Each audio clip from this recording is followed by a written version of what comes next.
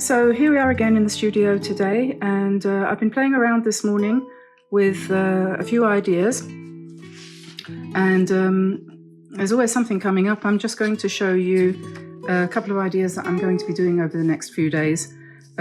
We did some birds on a branch a little while ago, a few times, and I'm still exploring that idea. I think it's rather a cute one, so keep an eye out for robin, blue tit and anonymous bird. Haven't decided what kind that's going to be. That will be coming up soon.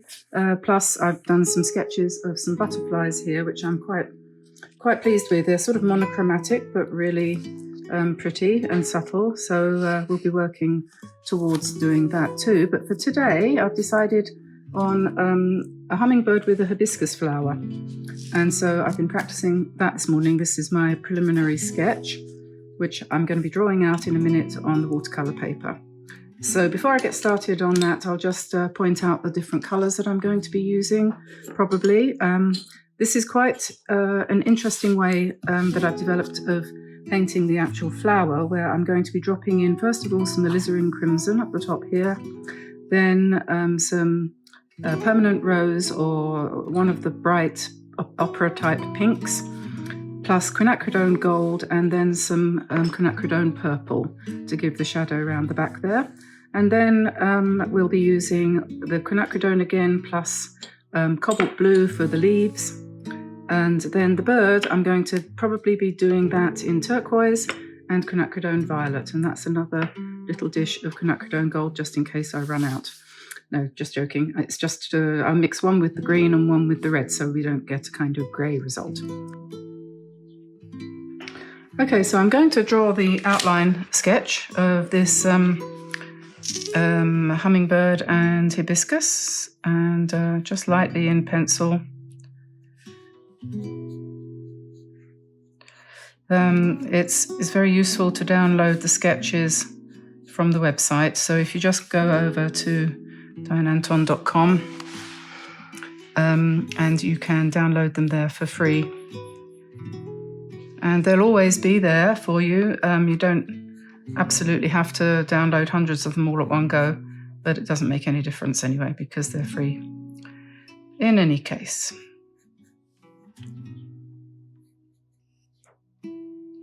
So there's the bird, and I'm just lightly going over my tracing because having done the drawing once, I didn't particularly need to do it again. So anyway, trying to get it the same so that when you come to copy or do the tutorial, it'll be the same. So there's the center and the petals.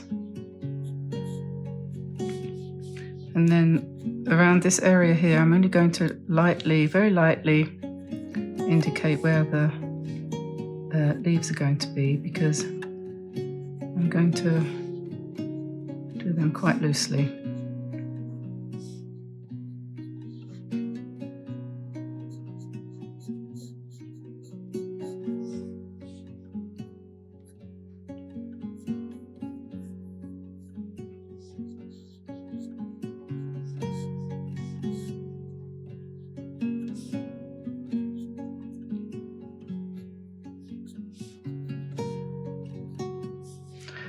Okay, you can change the size, of course. If you've got a photocopier and you download my sketch, you can always enlarge it before you trace it and draw it. This is fairly small.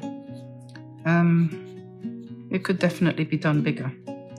But the main thing is I'm doing this on proper watercolor paper, and I heartily suggest, again, that you do too. Don't expect good results. I mean, it's all right if you want to just play around, but don't expect good results if you're going to use sketch paper for watercolor painting, because you won't get them. You'll just get lots of frustrations. I know it seems expensive, but well, hobbies are, aren't they? So it is, and there's usually a bargain to be had somewhere if you search hard enough. Okay, so that's the sketch done. We have the flower here, the leaves, the stem, and the little birdie. Okay, so now I'm going to start painting the hibiscus first of all, and as I said, I'm going to be doing it in 3 shades of red. So we'll start off with alizarin crimson, and I'm just going to be dropping that in for the first area there. Pretty random really, it doesn't matter much exactly how you space it out. And then we'll have some quinacridone gold nearer the top where there might be a little bit more perhaps intense light. And then this is permanent rose, so that's going to come down on this side here, and we'll blend it in with a bit of water there. And then I'm going to put some purple, quinacridone purple with a little bit of red, and I'm going to drop that into the center, and I'm hoping that this is going to just blend out and give us a shadowy dark center, hopefully. Can never be quite sure how this is all going to work out. To tell you the truth, I've done 3 so far today, and due to various interruptions and my own inability to concentrate or think or not think or whatever it is that you do when you're painting, they haven't gone very well at all. I'm going to put some dark in here for the back of the flower, and then I'm going to pretty much say a little prayer, and we'll leave that to blur, and then once it's blurred we'll sharpen it up, probably with pen. And I'm going to go to the bird now, and I'm just going to put in his eye in ink like that. Now that won't run because that's a pigment liner, and it won't run, as opposed to if I was going to use paint, it might bleed. So I'm going to mix a little bit of turquoise with some cobalt blue, trying to keep it a little bit transparent. I've tried turquoise on its own and it's a little bit opaque, so I wasn't terribly pleased with that. And then I'm going to just drop that in on the wings and then just sort of blur that out a little bit. And then I want to do the breast in pink and mauve, so it's quinacridone purple and permanent rose or potter's pink just for the chest.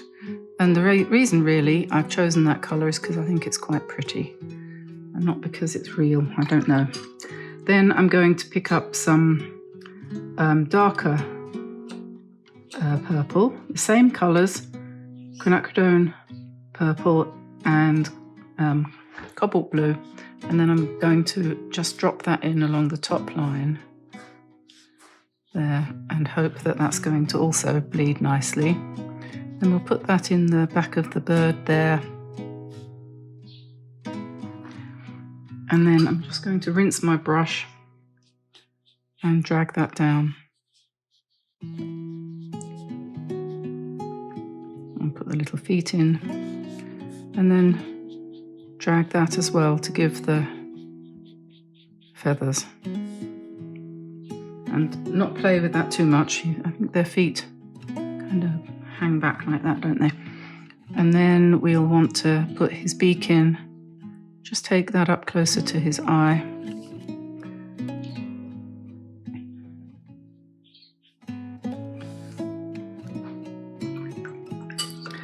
Now we can do the leaves, and the way I like to do leaves generally is to drop in some quinacridone gold first of all, and then add some blue to give me a soft green, which will be mixing and mingling on the paper, and then drag that round to do more of them. You can also add purple, and then that will give you a darker green like that.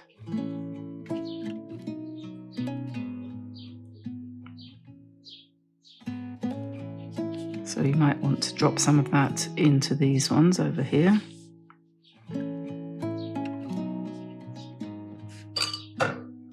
The thing to do is mostly to vary the colours. You don't want to put all the leaves the same colour.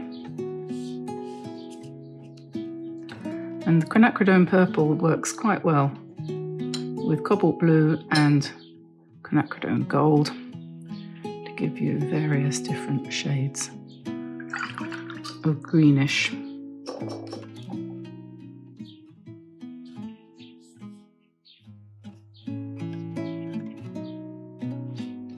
And then we're going to just drag down from there the stem.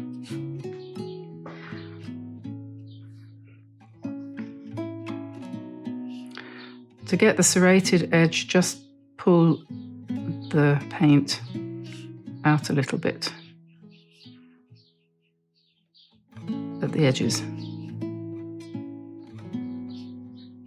If you want to indicate the veins without having to actually draw them, you can take a feather or some other sharp implement and just draw into the paint, and you'll get where you make the indentation. And this varies according to which paper you're using too. This one that I'm using here is Lana, and I can't remember who makes Lana off the top of my head. I've forgotten. But anyway, so this one actually takes indentations really strongly, so there's no need really to do much more than that. And we'll let it dry, and I'm wondering whether it might be worth putting some, don't know if that's going to do anything at all. Probably not. Right.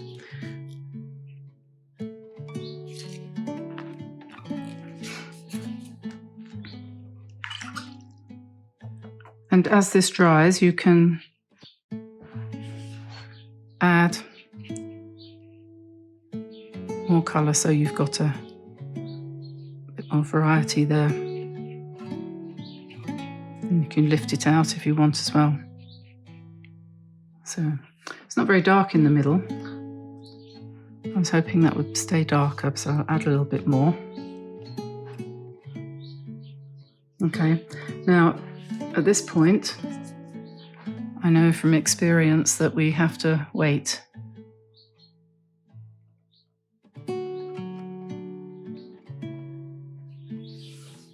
And let it dry. Okay, now it's dry and it's looking not too bad. So I've mixed up a little bit of white gouache with some pale pink, and I'm just going to draw in the base of the anther here. I just need a little bit more water on that. Stamen.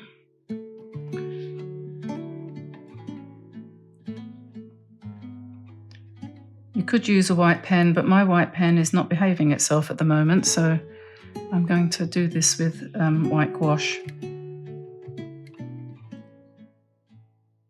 You don't want it to be bright white anyway, it just wants to be a little bit lighter. And then, because you can paint over watercolour with gouache and you'll get a reasonable effect. So then up here I'm just going to do some dots and carry on the stamen out there like that. And then I think we need a little bit of yellow attached. It's got yellow as well, so I'll put some dots of yellow.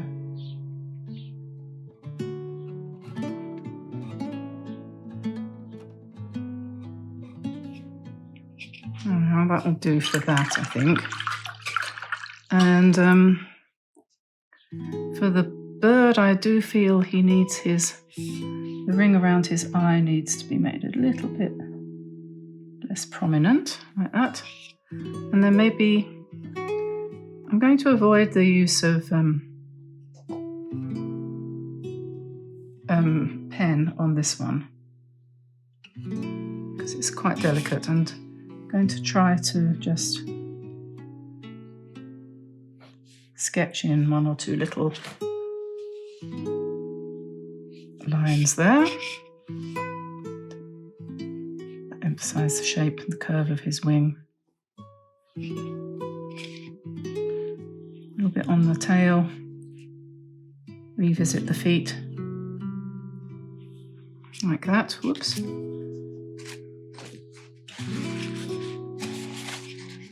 Spilt some water there. That's not clever, is it? That's an opportunity for, what do you call it? Spatter. So we'll just strengthen the shadows a little bit on the leaves. Put a little bit more in there, especially near the bottoms. And maybe make a little bit yellower where it is already on the yellow side.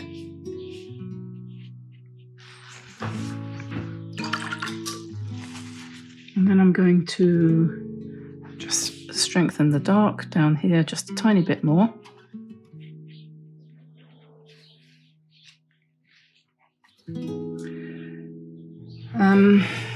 Maybe a few, the lines that come out like that, just to give it the shape, the curve.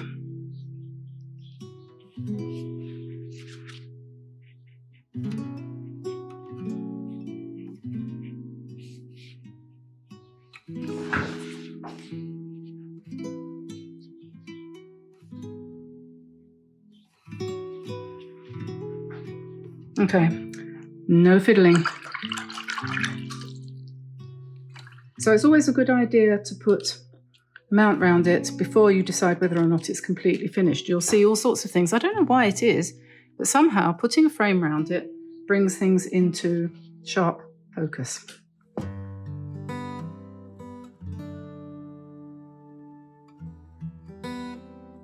Today in this tutorial, what I'm going to do is I'm going to show you, if you're a beginner, how you can draw and paint, draw very easily and paint very simply pretty little pansies, which makes a lovely design for a Mother's Day card. And I'm going to show you how to turn one piece of paper. We've got a piece of A4 or 8x10 watercolor paper here, pre-cut into this size. I buy this from Clairefontaine. It's Etival paper. And I'm going to just cut this up into 3 sections. And that way we're going to make a set of a bookmark, a gift tag, and a greetings card out of this. So I'm just going to make a line there, which is going to be the width of our bookmark. Then I'm going to divide this remaining piece, which is 26 centimeters. I'm going to divide that into one piece of 20 centimeters. Sorry, not 20, 16 here. And so I'll just draw that line like that. And then I'm just going to take a sharp knife. I'm going to cut it there. Hopefully I'll be able to cut through the paper.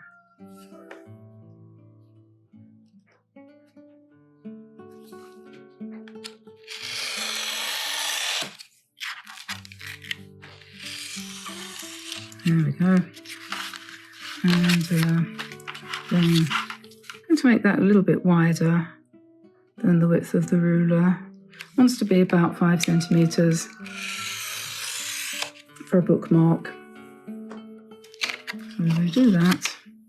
Now I'll use my nifty eraser here. I do love this thing. It's so nice because you don't have to actually touch the rubber itself, and it's much more accurate. And then use my patent shaving brush, new, to brush off all the bits and pieces. Okay, so there we have it. That's for the bookmark. This is for the gift tag. We'll fold that in half later. And this is for the card. So we'll just score the line down the middle so we know it's only a little card, but quicker to paint. So that's 21, so that's 10.5. So we'll just mark that there. Mark mark that there. And then just score that with something like a bone folder.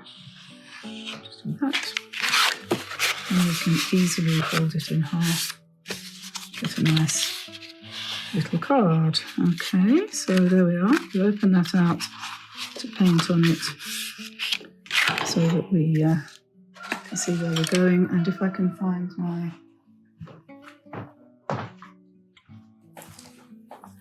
washi tape.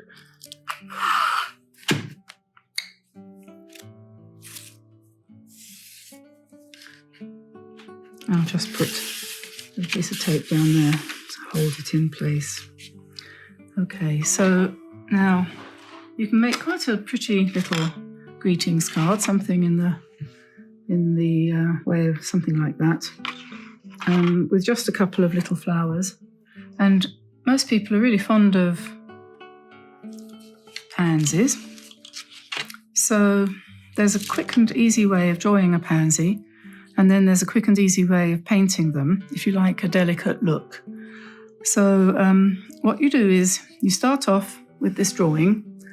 You start off by doing a little pair of backward brackets like that. So a back to front C and a C, or you could say 2 brackets back to back. And then you sort of draw an upside down heart. Doesn't have to be symmetrical. From the bottom of both of those half brackets, you draw a heart. And then you come from the top of the bracket and you go round like that for the 2 side petals. And then because there are 2 petals at the back, although for years I didn't realise it, but when you draw it, you actually see, oh yeah, so it is. So there's your 5 petals on your pansy. And we can do another one up here. And it's completely up to you what size you do and how you arrange them. And if you do tiny little petals, you could even do like wild violas or violets, which are very similar. And we'll just put a little bud up here. And the stem would come down kind of behind, like that. And this one would have its stem down here, perhaps, and this one. And then maybe we'll do another one down here.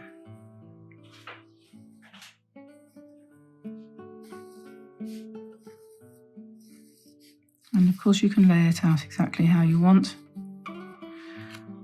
And then we'll just do a few leaves, and pansies have leaves like this with wide scallops kind of thing.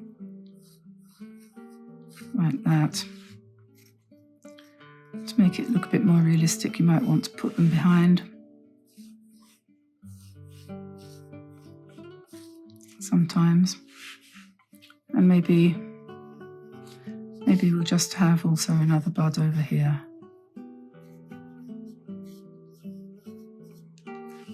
So there we are, there's our design. Maybe another leaf. And then the way we paint these, you pick any colour you like, and I quite like, if I can find it, cobalt blue. And so if we make this one blue, what we do is we just wet the petals with clean water, and I'm using a size 7 round brush. And then I'm just going to dip into my paint and pick up quite a nice, quite intense, reasonably intense, not too much water. Then I'm just going to drop that into the top of the petal that I've just wet, like that. And just literally let that bleed. Then you can, if you want to, just very, very lightly on the line where you had your pencil marks, just very slight blue around there. You don't want too much because it should be really delicate. And if it looks like it's going to go the wrong way, just pick it up with a clean brush like that. So we'll let that spread. Don't touch that middle bit though, because it always looks better if you just leave it to blend. And cobalt blue is a very good blending colour. It moves nicely on wet paper. And then we could do one in, let me think, what should we do? Should we do it in violet? This is quinacridone violet. So the same thing, a fairly intense amount of colour there, and we just drop it in. And you can see it bleeds in exactly the same way, but not quite so enthusiastically as the blue, but it will move. It will continue to move. And you can, if you want, at this point, if you want to, you can paint. Quite often these violets, pansies have the back petals more coloured, so you could just come in and do that and drop a little bit more in the back one there, if you wanted to. Oh yes, and of course, just a little tiny bit around the front here.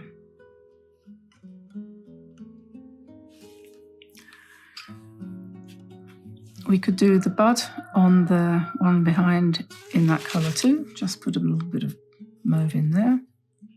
And we'll just encourage that to bleed in a little bit. Maybe we'll lift that up a bit, perhaps it's a bit too dark.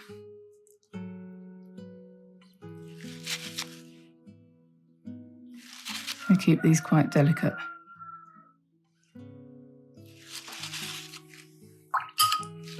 And then what you can do is take something sharp, like this is a scalpel. I think that might be too sharp. A piece of credit card or any kind of cardboard.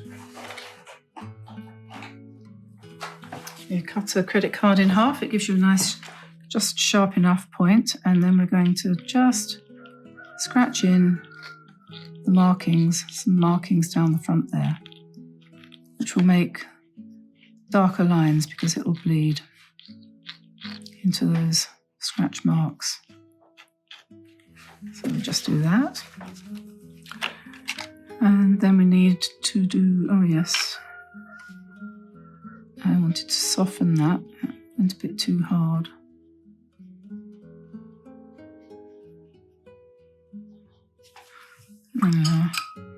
And then the third one,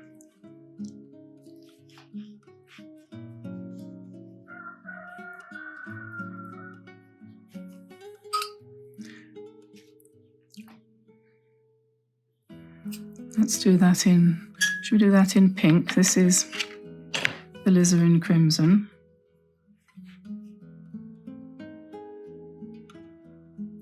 It's a nice, strong, spreading red. Not so much pink, more red. But if you paint it really thinly, it's redder. And then you can drag down with a brush if you want. That's another way of doing it. You can make the whole petal pink.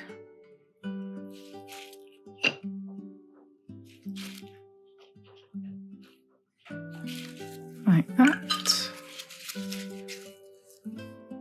And then you can drop in contrasting colour there.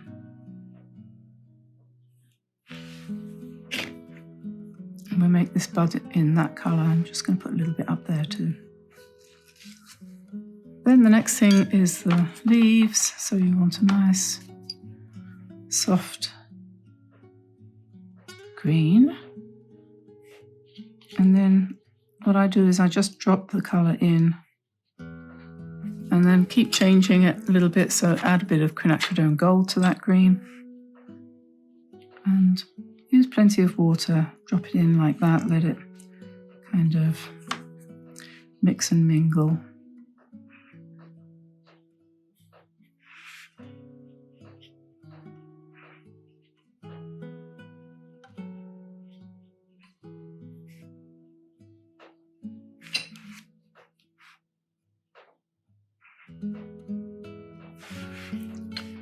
And just do a single line for the stalks,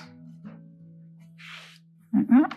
Change the colour again, a bit of quinacridone gold with the olive green I'm using there as my base green.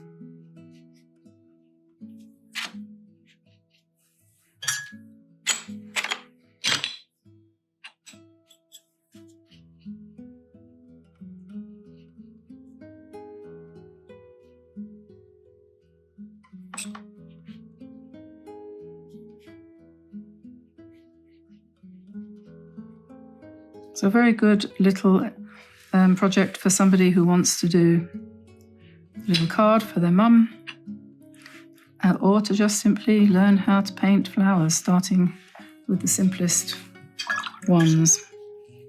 And the pansies are simple. So we're going to scratch in a line for the centre vein and then just come out with the card to show the side veins like that.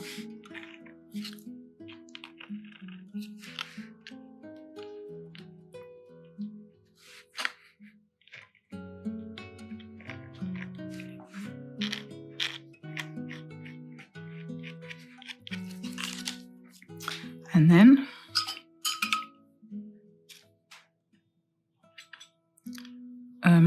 not really quinacridone so much as lemon yellow for the centre, a little bit of both. Don't want it too greenish. So quinacridone and lemon yellow for the centres, those three flowers.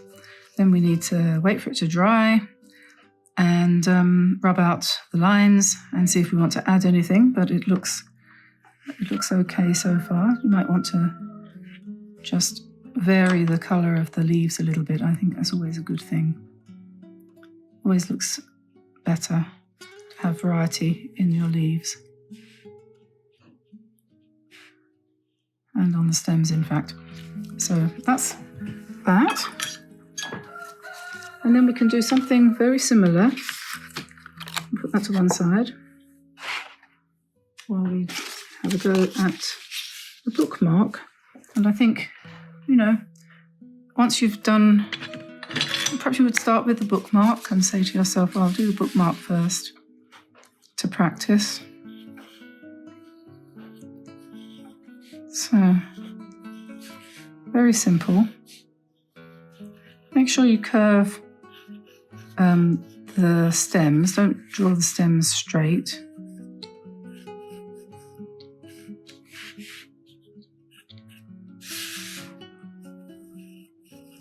Remember, it's an upside down heart for the front.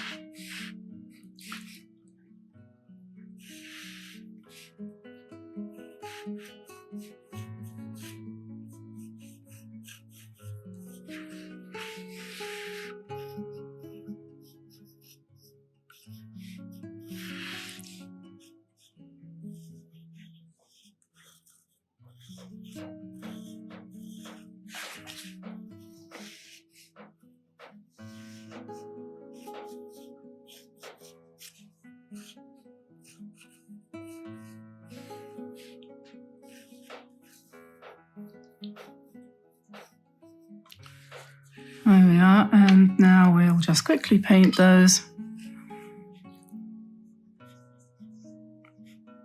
Pop in the water,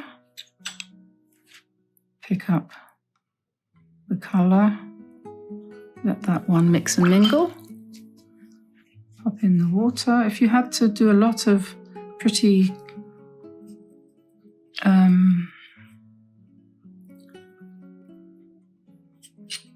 bookmarks as a gift, you could do worse than just do masses of little pansies.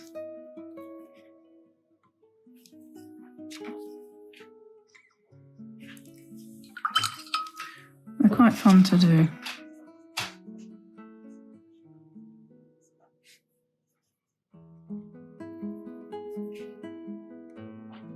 Using Potter's Pink on that one.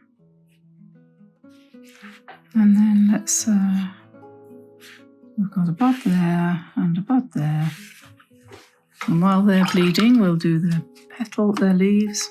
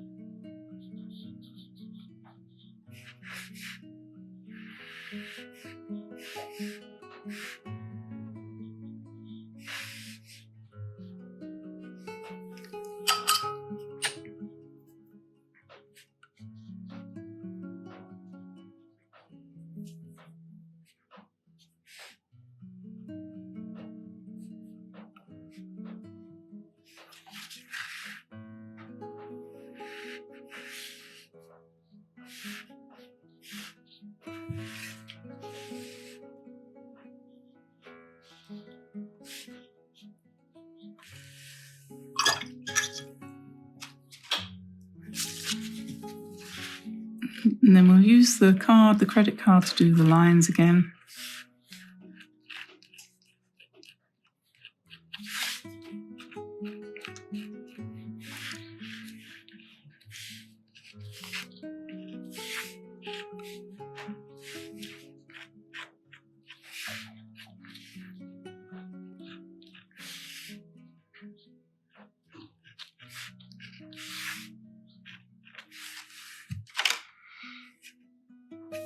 And we'll leave that to dry for a sec.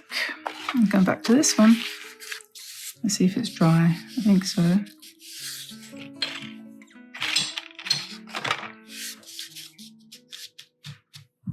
It's always a good idea to just check that it's nice and dry, so that when you take off the pencil, you don't do an awful smudge. That sometimes happens to the best of us.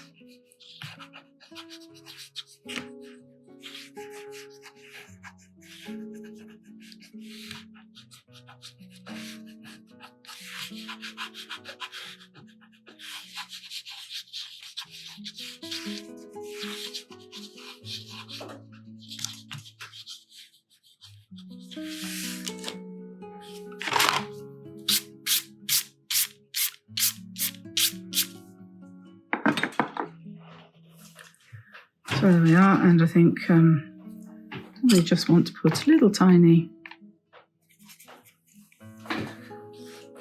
bit of shadow here behind that petal.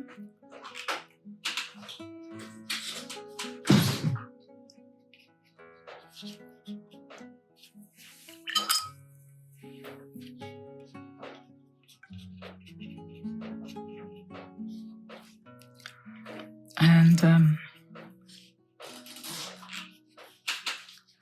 just give that a little bit more shape there too. A little bit of colour there.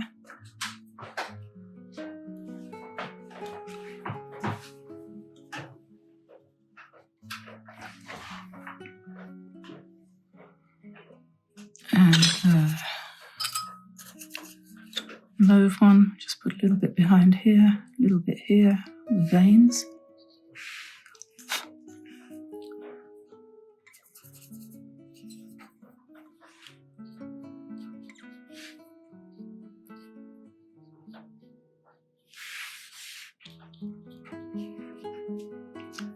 And then, I don't know, it's up to you at this point whether or not you want to do any spatter, but you could do. It would not necessarily be a completely bad idea, so we'll just cover up that part of the card and maybe pick up, what colour? Pink? Lilac?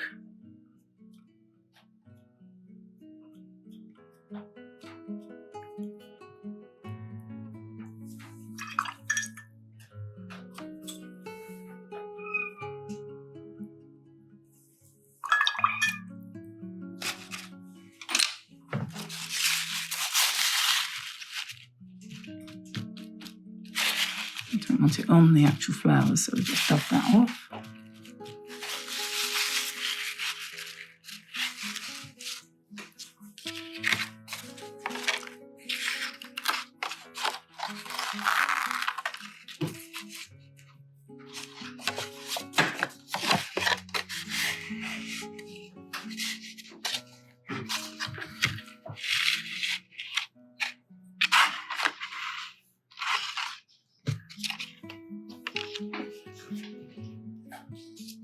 And then this one, just to show you a variety of ideas, you could, instead of leaving it like that, you could, hang on, we'll just put the yellow in.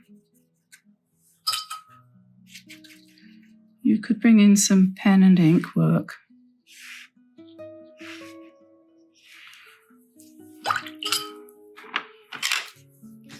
Probably want to do both the same, but you could do both of them with pen and ink or both of them without.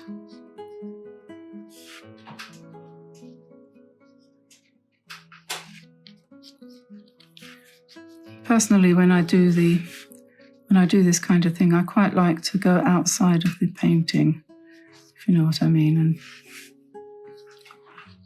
not follow the lines exactly. Although with Pansies, you probably don't want to go too far out.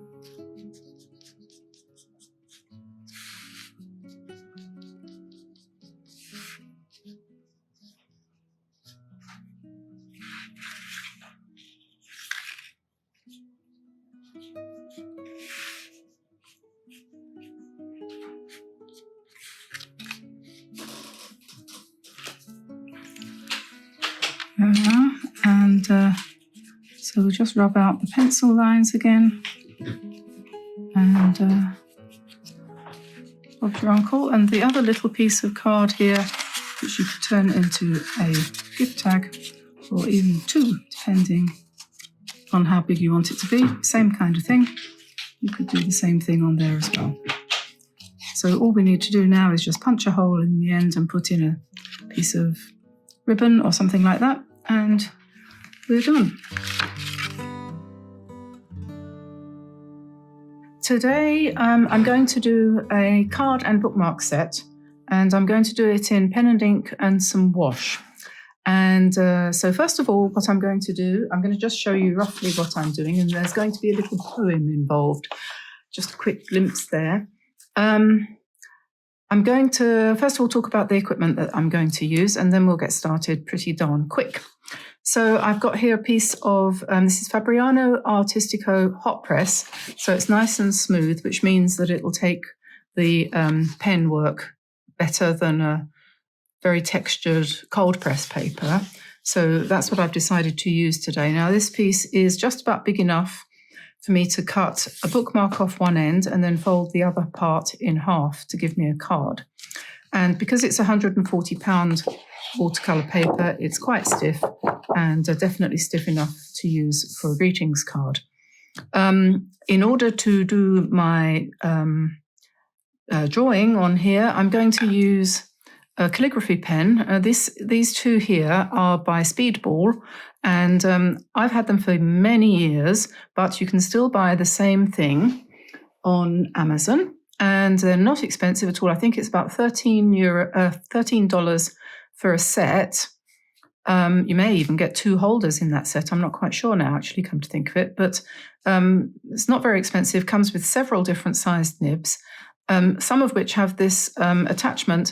And the video I did last, I wasn't quite sure what that was called, but it acts as a kind of reservoir. So it's called an ink reservoir, believe it or not. It's like having a little permanent inkwell attached to your nib. And actually means that it doesn't run out of ink very quickly, and you can do a lot more drawing or writing before you have to refill your pen, which is quite handy. I know it sounds old-fashioned, and now we have these things here to use instead. But you know, they say that there's no point in recycling, and that is so true. I was just watching something on the news yesterday about how it costs more to send things to be recycled than it would be to just put them in landfill and then build a golf course on top of the landfill. There's an argument there, definitely. Anyway, I feel increasingly uncomfortable with these because they don't last very long if you're using them a lot like me. And, you know, so you can use this kind of thing and it's fine, not a problem at all. But I'm probably thinking about often now moving over to the more old-fashioned and much more ecologically sound alternatives. So that's me. And in the description below the video, there will be a link to that particular product. And also, obviously, it'll be in my shop front on amazon.com/shop/Diane Antone Studio, where you can find all the interesting things that I have come across in the last couple of years that I've put on there as an aid memoir for me, and also for you to refer to if you want to get hold of anything that I've suggested you might like to use. Now, as for ink, I'm going to be using Sennelier ink here. This is, again, a fairly natural thing. It's not vegan. I'm not a vegan. This is okay by me. Sorry for those of you who don't approve of insects being used in the creation of this ink. But, you know, that's what I'm going to use. I've got various different colors. They come in a set. You can buy a set of 5 or 6 on Amazon, again, for a reasonable price. This one's called Sanguine. It's a kind of red. This one is called Burnt Sienna, which goes without saying what that is. I've got Prussian Blue. I've got Sepia and also Walnut. So that's the darkest brown. And I'm probably going to use those to do the drawing. And then to color it, here is my little palette that I used in the last video I put up, which was an abstract. And these are Kuretake colors that I took out of the box of paints, and I've put them here. And we have, I think this is a kind of crimson, then we've got dark brown and various beiges and so on. And I'm going to use those to color the flowers. Waste not, want not. So let's get started, as they say in all the best videos. The bookmark can be the width of my ruler, which is about 1.25 inches. So I'm just going to lay that down there like that, and I'll take my craft knife, and I'm just going to cut that off before we go any further. And I'm going to put that to one side, and I'll do that at the end. I may or may not attach that to the video. And then I need to fold this in half, and for that I'm going to use my bone folder to help me fold it neatly. And this is 9.5 inches now in length, so we're going to divide that in half. So half of 9 is 4.5, and half of a half is 1/4, so it's 4.5 plus 1/4, 4 3/4. So that's 4 3/4, and 4 3/4. I'm seeing double there. Now, I don't know whether this paper has a right side and a wrong side. I'm thinking probably this side is a little bit smoother. So I'm going to fold it this way. So let's put our score mark. Well, it's not scoring, it's a crease mark, fold mark. Scoring would mean I would be cutting it, and I'm not cutting it with that bone folder. And then I just fold it towards me like that. That gives you a neater edge on the outside if you fold it towards you. So I've creased it on this side, and you can see there is a slight mark there, but on the outside, which is the bit that's going to be seen, it's a nice clean fold. So we'll make the card in this orientation. If you feel it's a bit too long, you could cut off a little bit more here, but I actually want it to be this slightly unusual size because I'm going to be writing something here and then putting a floral design on the left there. So that's what we're going to do. And okay, now what I don't want to do is to get ink all over my paper before I've even started. So I'm going to move that away a bit, and then I'll open these bottles when I've had a quick slurp of coffee. We had a very heavy frost last night. Yesterday we had snow, or was that day before? Day before yesterday? But yes, yesterday there was still snow on the ground. And this morning we woke up to a lovely, wonderful sunrise. Sunrise. Bring me the morning. Beautiful sunrise and a very heavy frost. So I've shut the dog outside, actually, in the frost because he needs some exercise. So he's outside, but I don't think he's going to get cold. Keep an eye out. Feeding the birds, making sure they've got plenty, because this time of year, January, February. February is the Feed the Bird month. Feed the Birds month, apparently. Okay, now I need to concentrate. Let's find a piece of washi tape.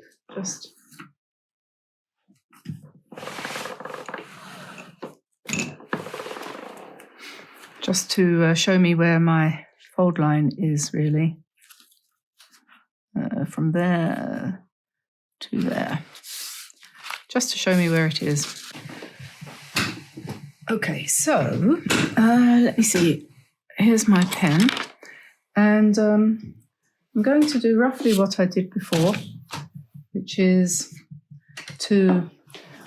Now, when you're using a pen like this, you want to hold it not right down here, because that's what you need to do for when you're writing. But when you're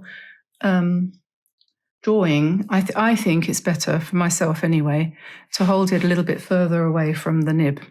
And sorry for the state of my hands, I've already got ink on them. So let's just start at random with something. And I'm going to allow the ink to do whatever it wants to do, although that's probably a little bit too much of a good thing.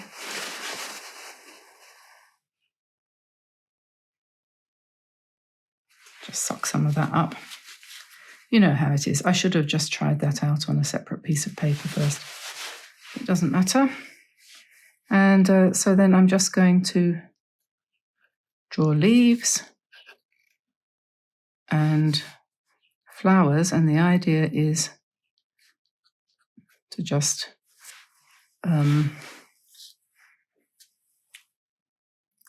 do random different colours of the ink.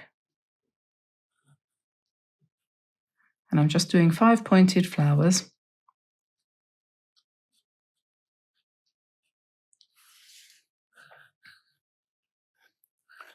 Just the traditional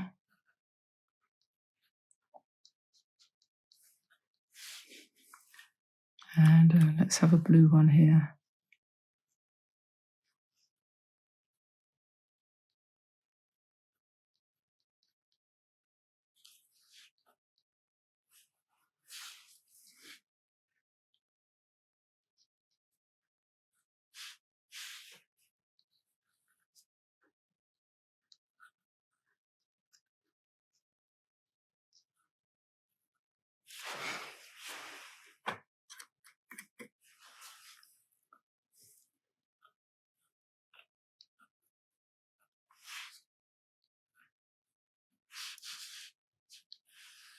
The idea is to have a sort of vintage look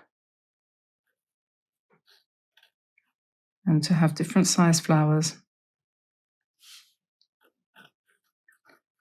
and make them really, really, what's the word, messy, could say.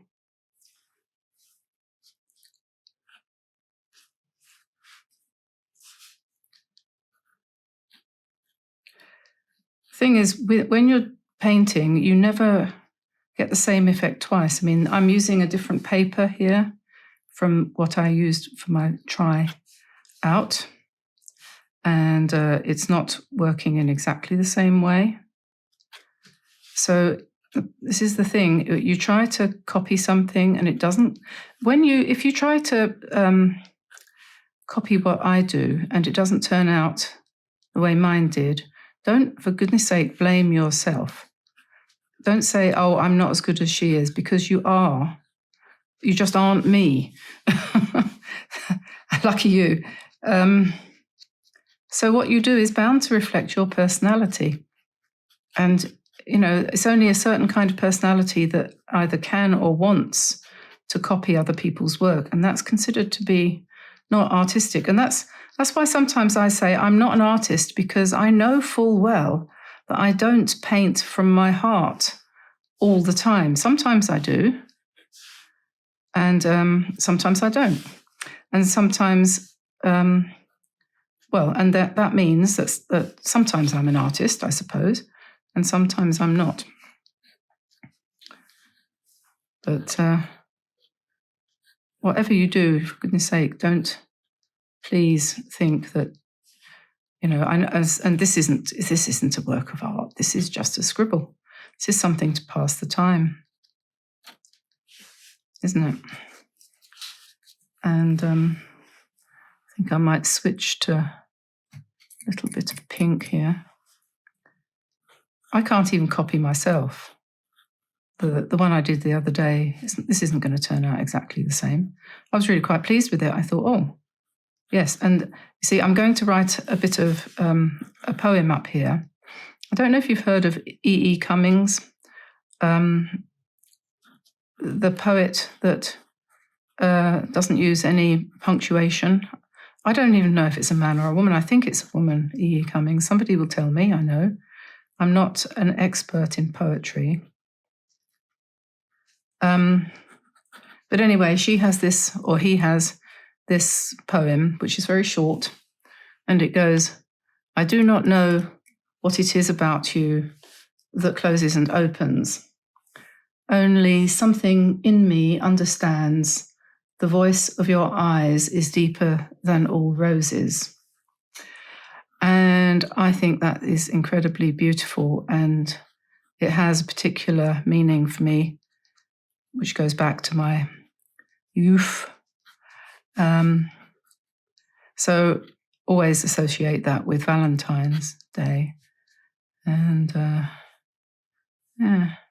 I thought I'd write it on here in my scrimpy, scrappy writing that is not particularly aesthetically pleasing, but, whatever. And I think I'm getting towards the end here of this thing that I'm doing, this one that I'd done earlier. Ramble on, rambling rose. Why I need you, no one knows. How I love you, no one knows. Why you wonder, no one goes. Okay, that's not exactly what I would call brilliant there. But I'm going to try to... I'll probably go over it with a bit of white and it won't matter. And then I'll get my paint. Yes, maybe I'll go over that with a bit of white. And it won't look too bad then.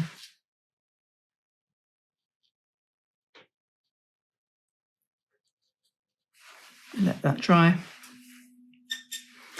There's always a mistake somewhere, isn't there?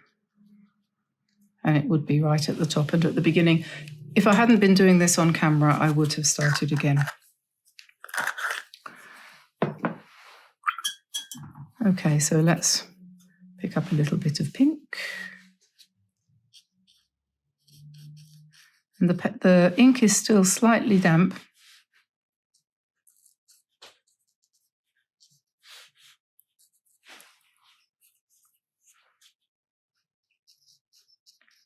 So I'm just putting a little bit of colour. That one's probably wet. Can probably make that one go blue just by whooshing into the ink. And off my palette, I'm just going to get a little bit of greenish for the leaves.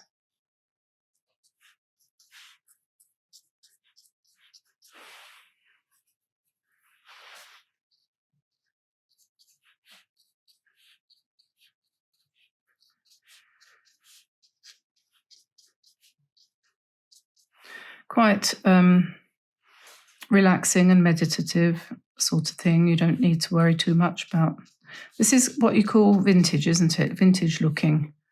And I took a photocopy of the one that I did earlier, and I thought that would be quite nice in my junk journal, or as they're calling them now, not junk journals. They seem to have gone away from that term. And now I think they're calling them, what was it? Smash books. Yeah. Oh well. A little bit more green in the leaves. And you come back with a second layer. Now it's dry. And that's a bud up there, I think.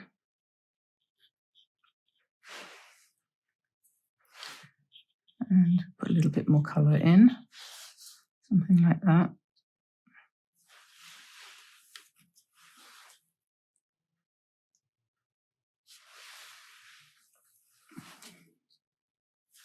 And then I'm going to write the words,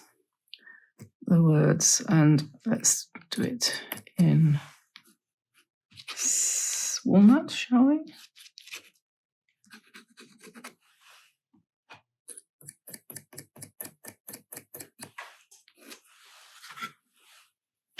This is not going to be a calligraphic work of art.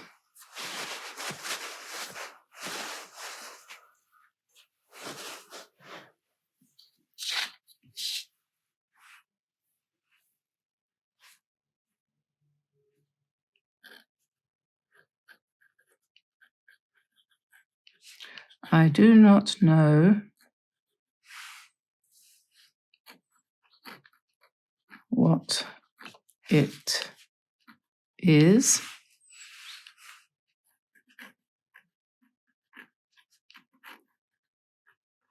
about you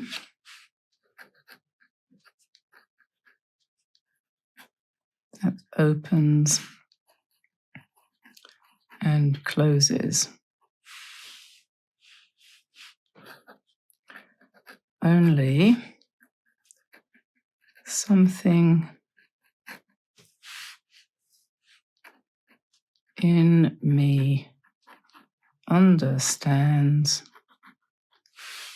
And if you've ever been violently in love, you'll know what this means. The voice of your eyes is deeper than all roses. E. Cummings.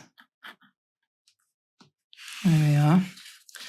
And the imperfection of the drawing reflects the imperfection of love and the poem, which has no punctuation.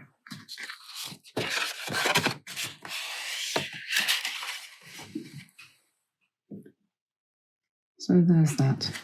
And then we have to do the bookmark.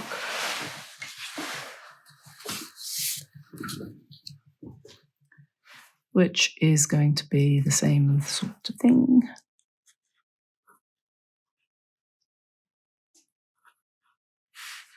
Only I'm going to do it just slightly differently.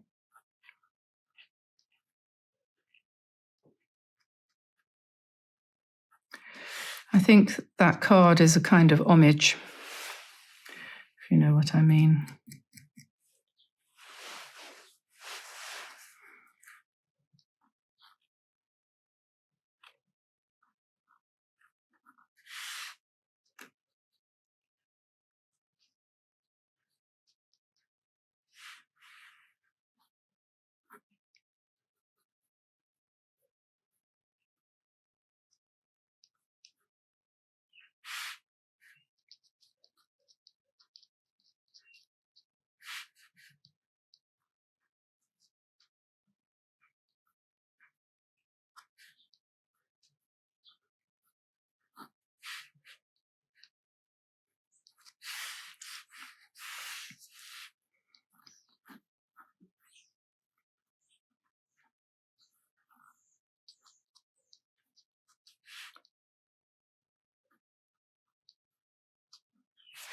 I'm going to take the brush. I don't know why I keep wanting to call my brush a pen, and I'm just going to let the ink run like that. So not using any paint, just colouring them with themselves.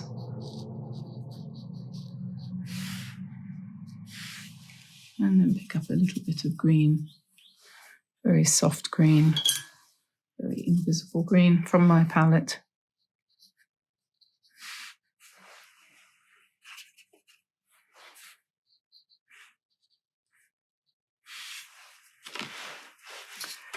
And let's do another blue one down here.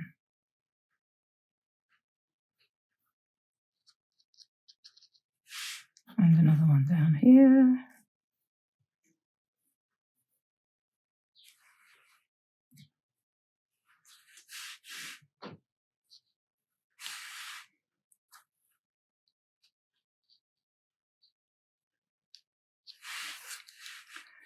Some red ones here, just kind of a little bit more in the background.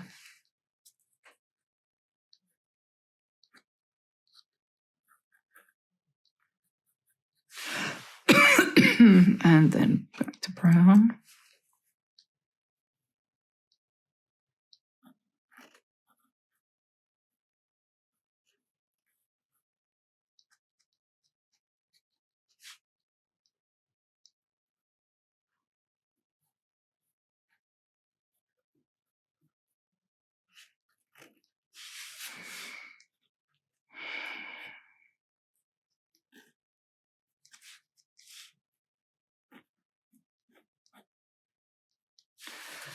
And maybe, oh yes, let's do the wetting.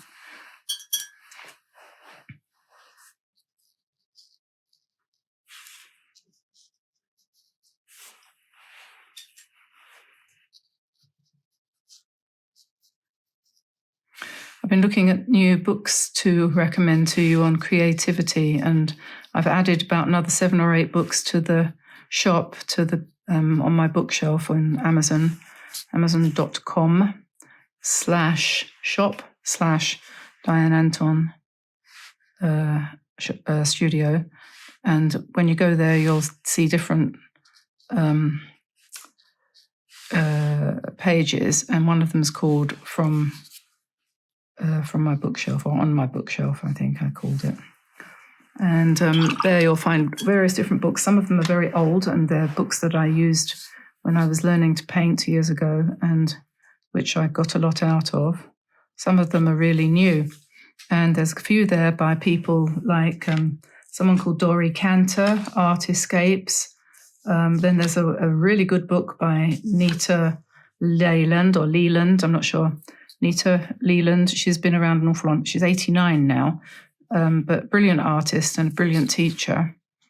And I've got one of her books, which is called Exploring Colour, but I'm tempted to get this other one called New Creative. Well, she wrote The Creative Artist some years ago. And now a few years back, so she wrote that quite a few years ago, and then a few years back she did a revision of it. And it was called The New Creative Artist, and I think I'd quite like to get hold of that. And then there's another one called Soul Colour by someone called Emma Burley, and all 3 of those look quite interesting. I'm going to try and get hold of them.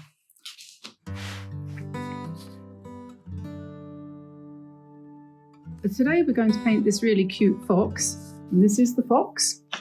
Now the way to transfer that onto your watercolour paper is need a piece of watercolour paper, and I'll put that out of the way too for a sec. There are several different ways. I'll show you about the light box in a second, and there's other ways too, but the easiest way, if you don't have any special equipment, is to turn your sketch over to reveal the back, and then just an ordinary graphic pencil, soft. These ones are soft. This is Derwent Graphics soft set. Find the softest one, which I think here is 9B. That's the softest pencil I have. Or if you've got one of these pencils or something similar, this has got a nice wide lead in it, so that's quite good. You can do quite a lot at one time, but most people probably won't have that, so just use one of these and then use the pencil on its side, and without pressing too hard, just go nice and evenly over the entire subject of your printout. So if you want the little details as well, go over those too. So the whole thing. Don't need to cover the whole paper, just the bit that's been printed on. And so there we are. Make sure, you might want to go in two directions just to make sure you get a really good coverage. And this is the cheapest and easiest way of transferring the sketch onto your watercolor paper. And then you just place that on top of your paper like that. And then you find yourself a nice hard pencil, one that's got a bit of a point on it. This is 4H, that's the exact opposite of the 9B. And then you just literally go around your drawing, following the lines as closely as you can. Doesn't matter if you go off a little bit. So just follow the lines on the printed sheet.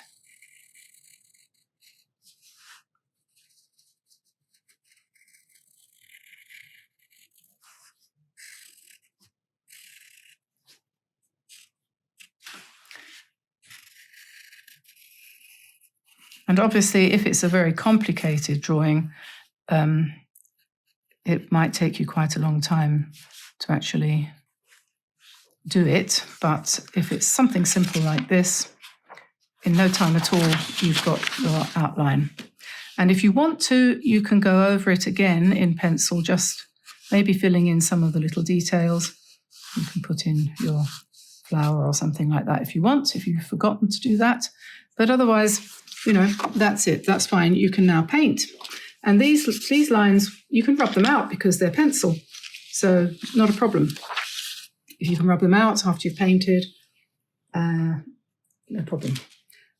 Another way of doing this is if you have a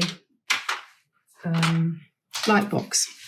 This is a light box or a light pad. It's very thin. It's not very heavy. It's connected to electricity. And I'm afraid my little gizmo here has broken. I don't know what happened. Perhaps the cat jumped on it. And I have to weight it down. But when it's working, you get light like that. So I'll just put something heavy on there. We know how to make, do and mend here, don't we? Just want something heavy on that. Very heavy. Heavier than that. Yes, heavier than that. How about a bottle of water? There we are. So if you want to use the light box, this is what you do. You take your printout, you put it on the light box, you turn the light box on. I think I'm going to have to get a new one. Then you put your piece of paper on top.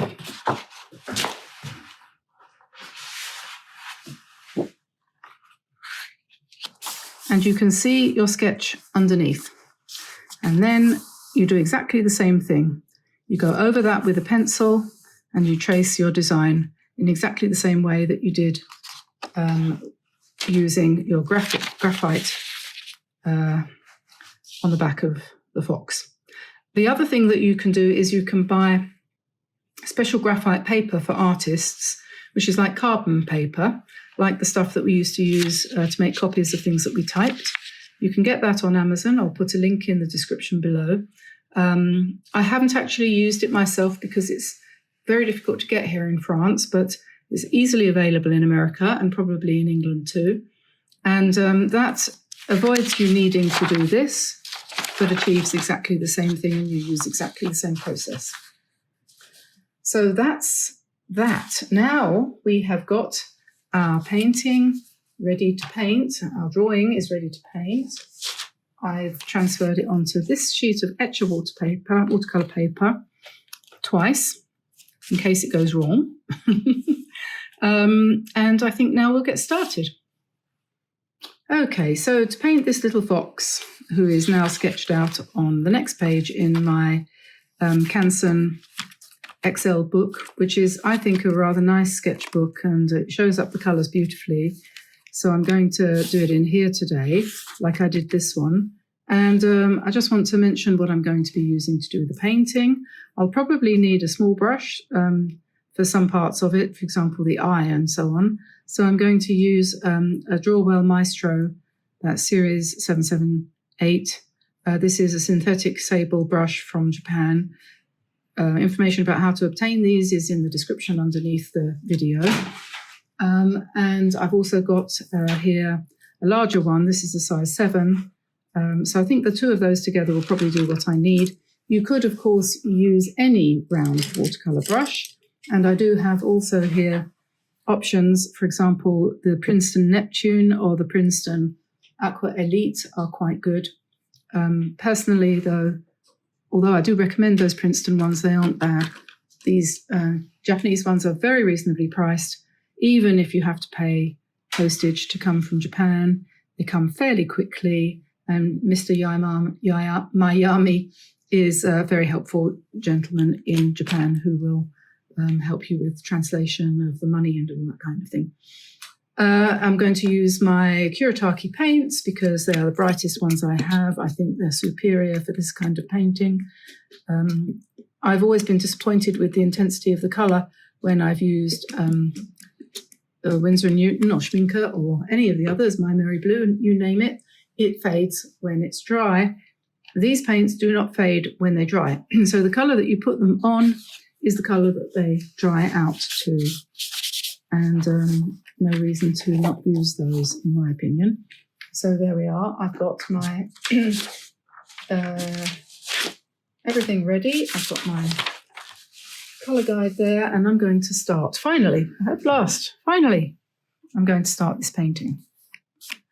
I hope. I need a piece of paper, because I'm going to make a mess, because I'm a messy worm, as we used to say. Okay, so now we can get started. I've arranged the paints in a slightly different order from the way they are when they come to you. I've chosen here the colours I'm going to be using for this painting, and I've put them all in this row here, which is nearest to the actual painting, so I know I'm going to limit myself to these colours. And we've got basically an ivory colour, cadmium orange, we've got burnt sienna. This, I think, is a chestnut, marron or something. We've got dark brown, black, olive green, and light blue. And those are the colours that I'm planning to use. And I'm going to paint onto the paper dry. I'm using a size 5 here. I've got the golden nylon Drawwell brush here to start with, because it's a little bit bigger than the 3 and a bit smaller than the 7, obviously. So we're going to start off with that. And I've wetted the paints before I'm starting, and we'll just test it out here. I don't need too much colour. And I'm just going to come in and put this first colour on to the paper. And we will be adding, because I don't want it to end up this colour, but we will start with this colour and end up with a different colour. So let's just put this on.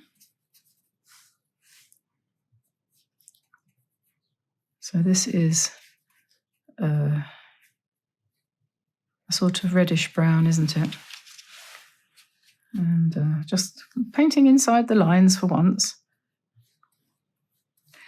These kinds of paintings are less, they are less relaxing, it has to be said, than the kind of free and easy kind of thing that I do prefer to do.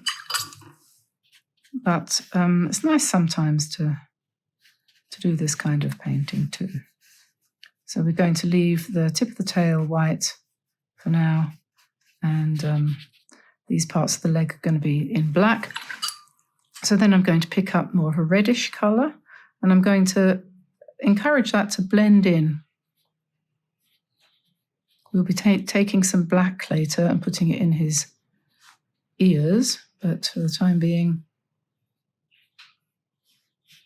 we're working on the brown. So we're popping this in.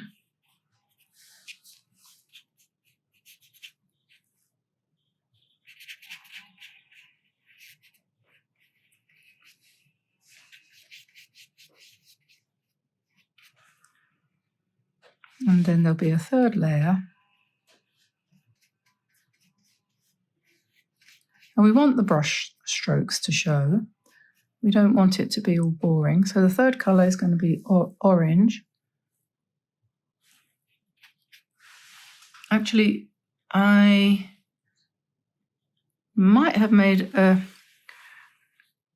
different choice here. This is cadmium orange, and I think I might have, in the other one, I think I used cadmium scarlet or a slightly orangier colour.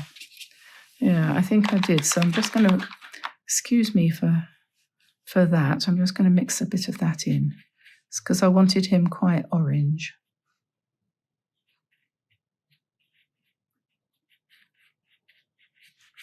There we are. So we're just popping that on top and dragging it down.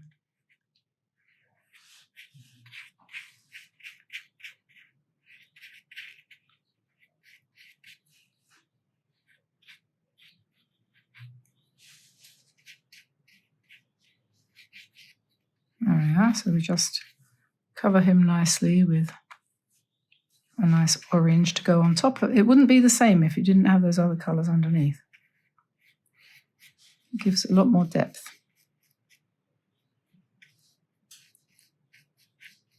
You might have to practice this more than once. It's possible.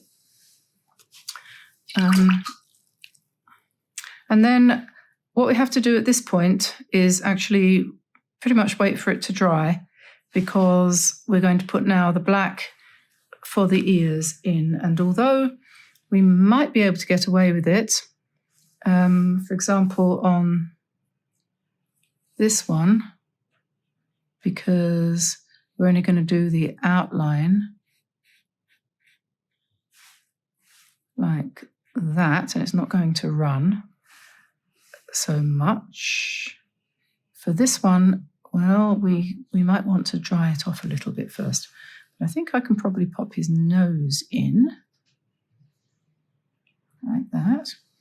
And I'm just going to grab my hairdryer.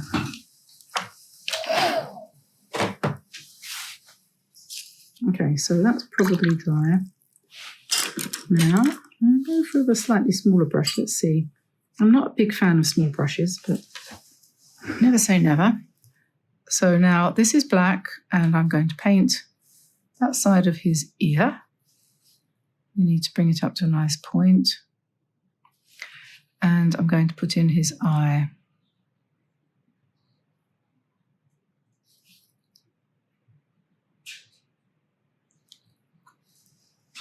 And his feet and legs. So here we have the back leg, which is going to sit behind his body a little bit, and his front leg here.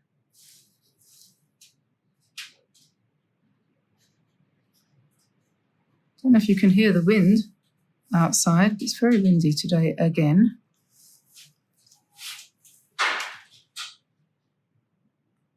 I hope that's not disturbing anybody. There we are. And I'm just going to wet the brush, take the paint off, and just soften that edge a little bit. And then we'll put... Foxes have quite big ears. I don't like the wind. I don't like it. It makes me feel nervous.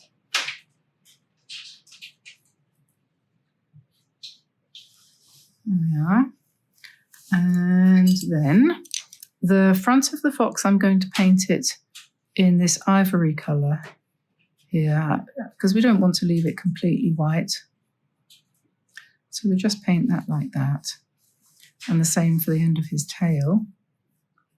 And let it sort of overlap a little bit.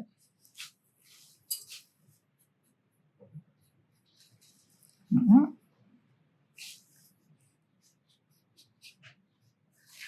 And then we might want to just put some shadow in. So we'll use a little bit of a sort of reddish brown and just put some nice red colour here. Give the shape of his body. That's the shadow behind his front leg. And we might put a little bit more up here.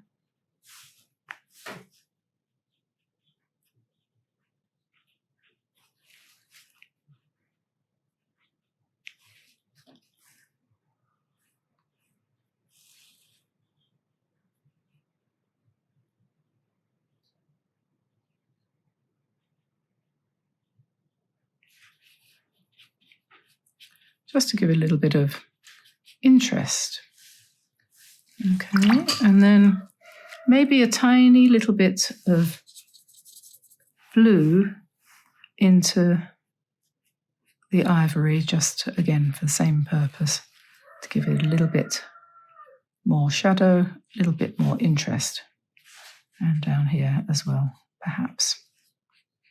And we could come in with a pen and do some pen work if you wanted to. I need to check to see whether the eye has dried. I need light in his eye, so it looks like he's looking at something. And then on my original, the shape was a little bit less oval, a little bit at the back taken off, because I think that makes for a more friendly face. And that bit wants to be filled in a little bit. There we are. And then we'll take one of our pens. Oh yes, before we take the pen, we've got to put in the butterflies. I forgot all about the butterflies. I need a pencil, pencil, pencil. Quick way of drawing butterflies. Just do a figure of 8 like that, and then like that, and the 2 antennae up there. You're not bothered too much about accuracy, are we? And then we'll just paint them in blue.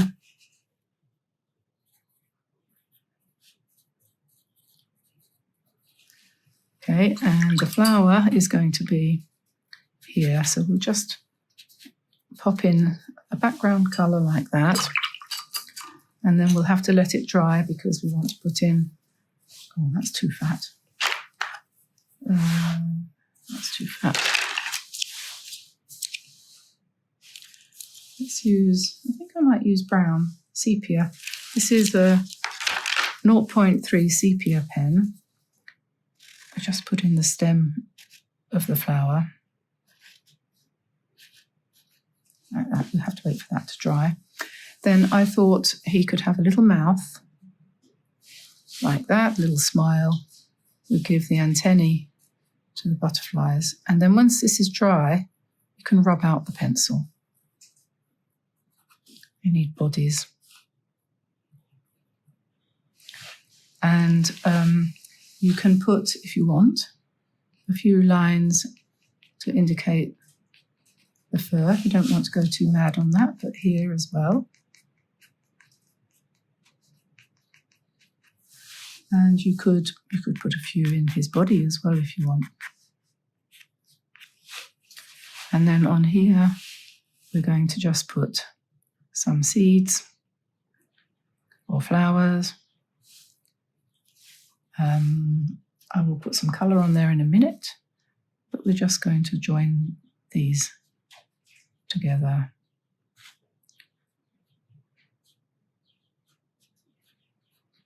Like that. You can have him standing on the ground if you want. don't have to. And then a little tiny bit of orange on here for flowers, tiny bit of green for the leaves. That's all it needs, just a touch, like that. And we can put some dots on the butterfly.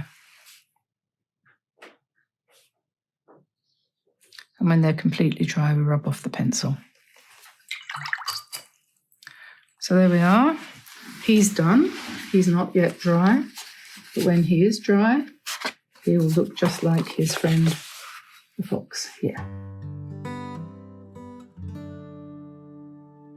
The sun's come out here, so I'm feeling a little bit more chirpy. Stopped raining at last. Today I'm going to paint some very loose and wet tulips. And I'm going to do that in a small format. I'm going to do it on a page of one of my Viviva colour, sketchbooks. It's not really a sketchbook. This is painting paper. It's not really for just drawing on. So anyway, if you have one of those, that would work well. Otherwise, this is a kind of half A4 or about 8 by 4 piece of paper here. I think. Shall I measure it just to be on the safe side? Never mind.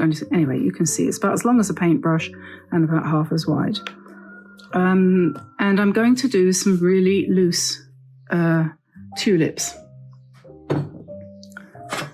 And I'm not going to draw anything, but I will do a sketch of the tulips once they're done and put it up on the website for you to download if you wish to do the tracing or have it as a guide for your drawing.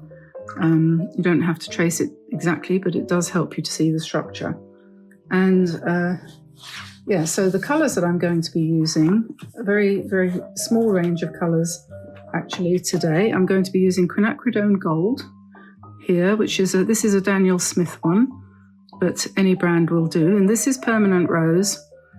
This is Old Holland, but Winsor and Newton, Schmincke, they all do them.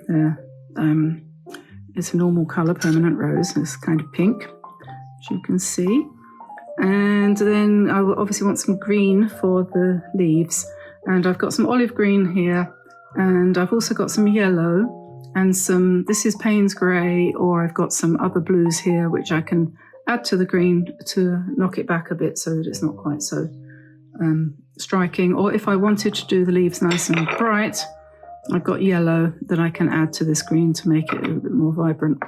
So that kind of depends what you feel is best as far as the colour combination goes. If you want to make a lot of contrast in your painting, then you'll probably use a more striking difference between the green and the pink of the tulips.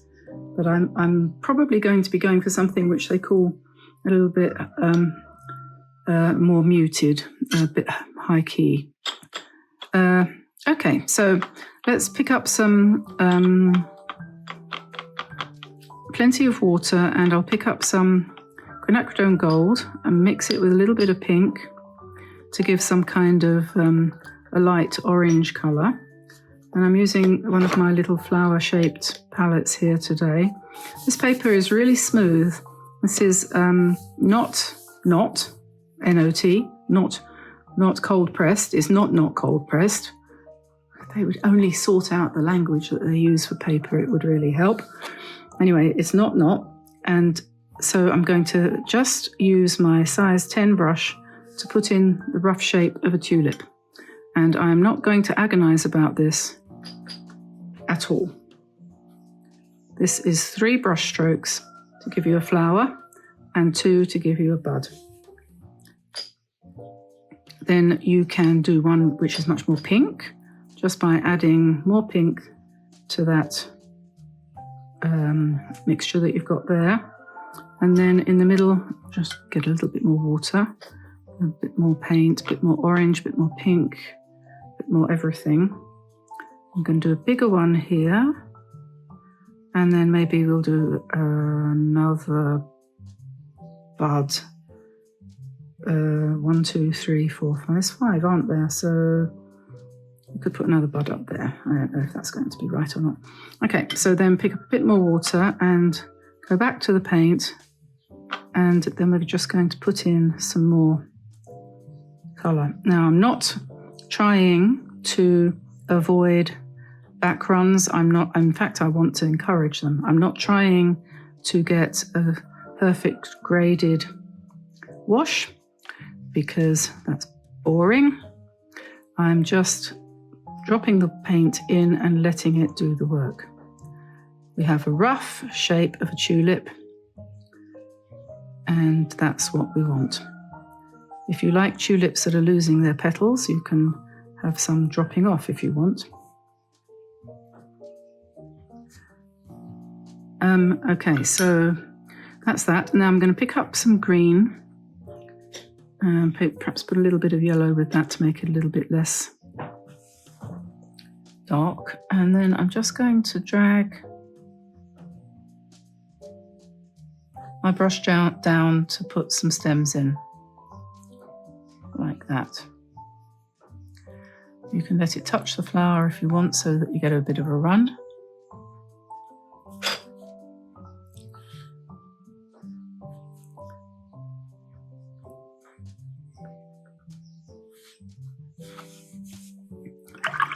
Something else you can do to make it a bit more interesting also is you can just put drops of water onto the area that you've painted, and that will give you delicious backgrounds.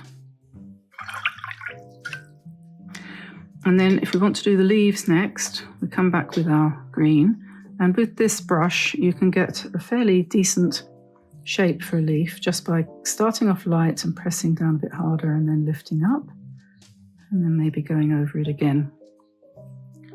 And then you can drop in a bit more green in various splodgy places and just let that run. This paper being so smooth, you get a very, very different effect from when you paint on textured watercolour paper. So be prepared to see something completely different happening. But it's nice because it feels like it's painting on satin, which makes a nice change. And then if you want, you can put some darks in. So pick up some blue and a little bit of green and give yourself some darker green, and then maybe put that near to the base of the flower. And maybe into some of the leaves.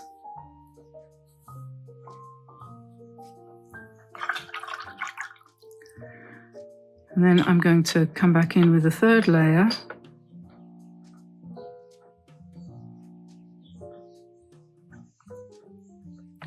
For the flowers.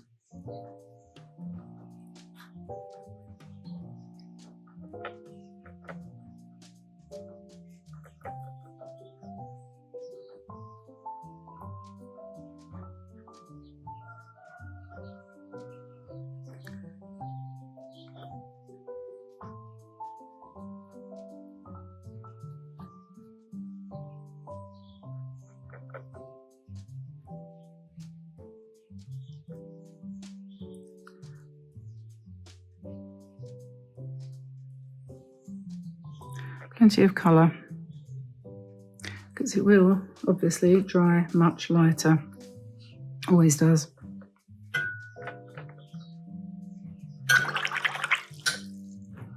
And then the next step is going to be using the pen.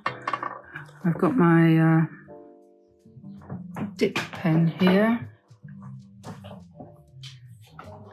and I've got some Sennelier Beast, which is brown ink, and you could leave it like this, you know, you could, and when it's dry it'd probably be quite pretty. But another thing that you can do is you can come in with your pen and just almost outline your you're painting. So you can add details that you couldn't do with a brush. So for example, tulip leaves have got lots of parallel, almost parallel lines running through them. So you could put those in, you know, using a pen. And when you're using this pen, you can press lightly or you can press hard. When you press hard, obviously you get a thicker line. So that's really very good for shadow areas. And if you press hard near to where the paint's wet, it will run in, which might give you an interesting effect. Like that.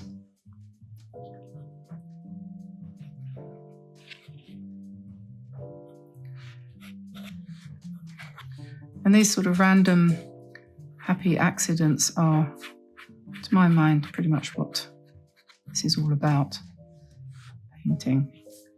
I have to remind myself of this all the time. I don't wake up in the morning thinking, ooh, I'm going to go and paint something random today.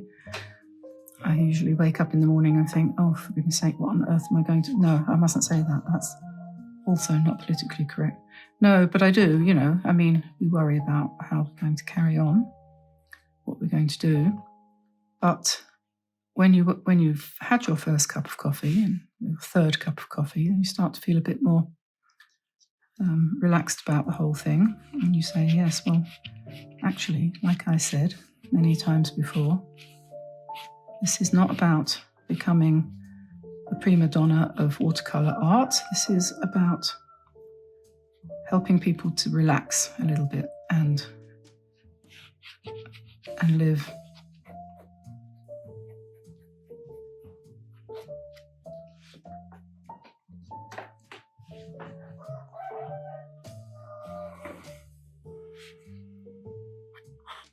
I'll wait for the flowers to dry a bit before I go in there with the ink, because if I they're very wet, so if I touch them now, they'll run too much.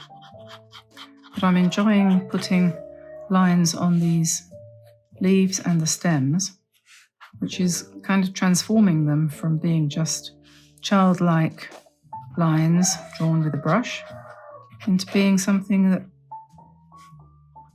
I might want to look at for more than 1 second at a time.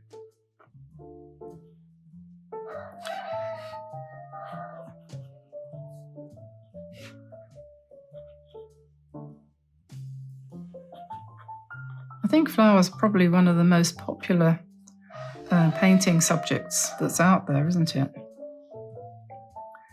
Most people, even men, like to paint them.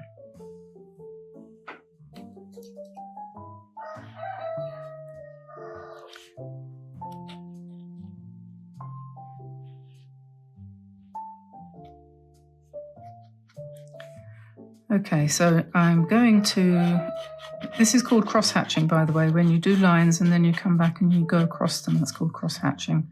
And it's a way that they used to use when they did a lot of pen and ink work, engraving and so on, for doing shadows. Okay, so I'm not going to paint, like I said, these. I'm going to wait for them to dry, or I might even have a go with the hairdryer. Okay, so I'll be back in a minute. Okay, so that's dry now, and I must admit the hairdryer played a part in that.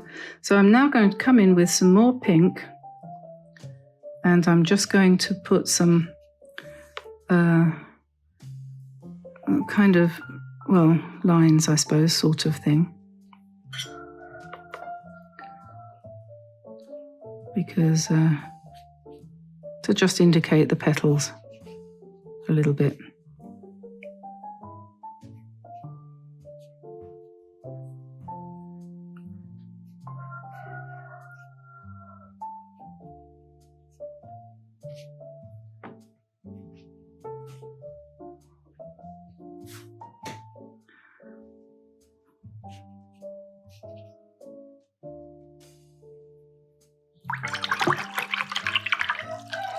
Okay, and then now the last thing to do is to use the pen and the brown ink, and I'm not going to really go into the flowers so much as draw around the outside a little bit. I'm not going to do very much, but just a little bit.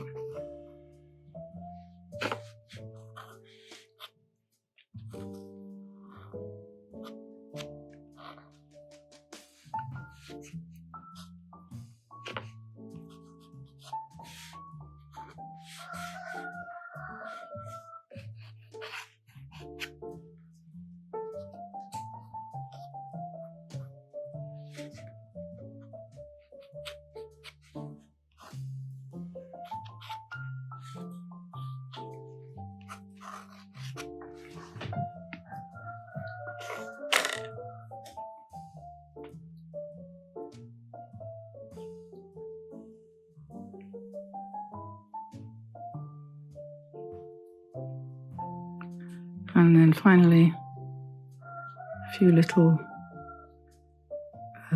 touches of, a few more little touches of red, pink. And there we are. So when I paint lavender, I probably would be inclined to limit my colours a little bit to this. This is Meaden. Go over there for a minute. This is Meaden Violet, I believe.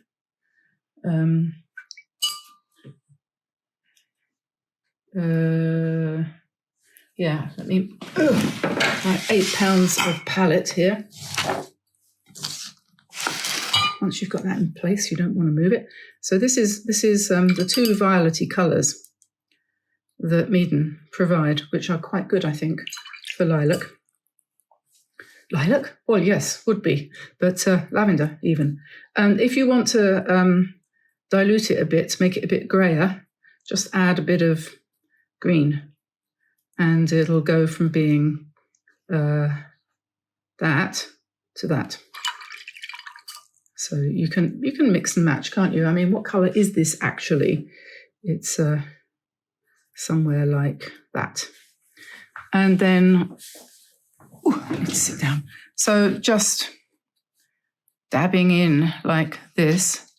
Don't try and be too precise. Change your colour a little bit. And then pick up some green. Any green will do, really. Mix it with a bit of red and you get a nice bluish green, because lavender leaves aren't very green, they're a bit grey.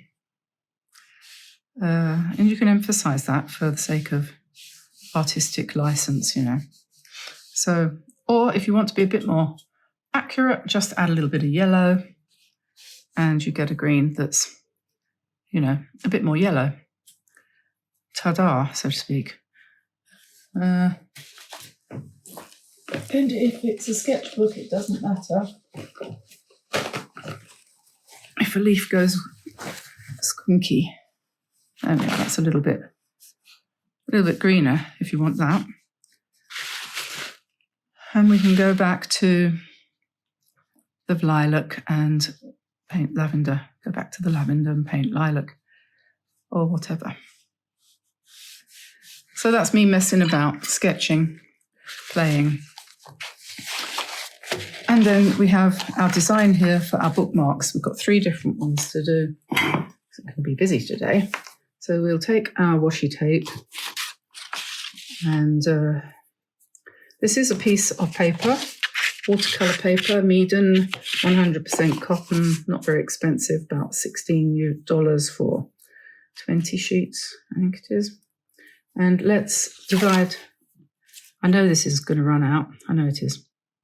Let's divide the paper up into strips so we can make bookmarks. So let's make them about that wide, shall we? About that wide. Is that okay?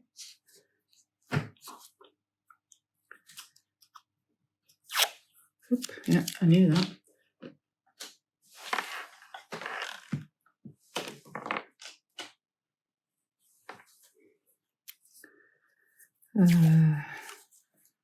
So where are we? About here.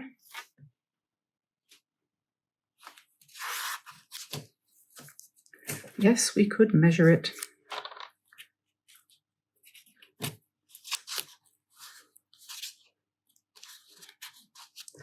I'm not going to. There we are. I mean, you could easily make 4 or 5 on here, but I'm going to paint 3. 1, 2, 3, I think, and let's stick. I might do another one later. Or you could use this piece as a card, a gift card, cut that off and cut it in half, fold it in half. This way. A little one, you know, gift tag. A couple of them, something like that, couldn't you? So we can go about this in various different ways. I could draw it in pencil and then paint the whole thing as pure watercolor. I could do what I did here and draw it in ink and then color it in. And you can obviously take your pick and do it however you want to. So what am I going to do? What am I going to do? Well, let's do what I did there, shall I? If I can find my pen. We call this a pen and ink drawing, line and wash. Yeah, so start with this one. We can just put in, this is one way of drawing lavender, just putting in some shape. Where is my lavender? Oh, there it is, right in front of me. And then some stalks. Different shapes and sizes.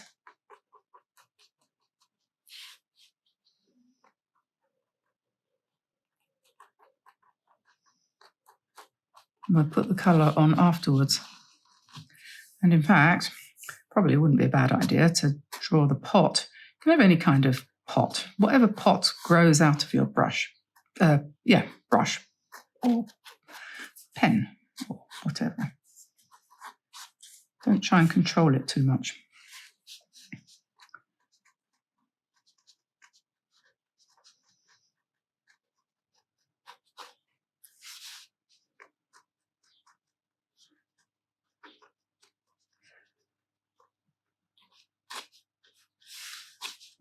So we're just sort of growing the lavender.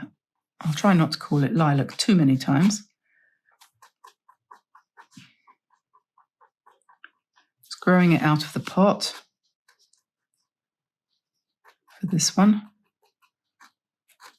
And then we need to put in some leaves and some more stalks coming from the bottom. And my lavender is quite well endowed with leaves, so put a bit of shadow in there. And then up here we need to have some butterflies. So we just draw those in a bit willy-nilly.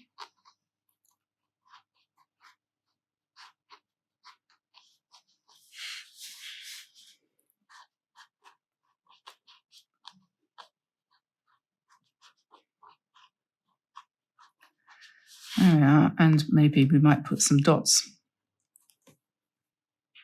on the butterfly wings, just because dots are good.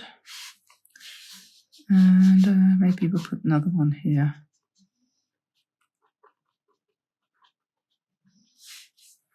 Okay, so that's that, number one.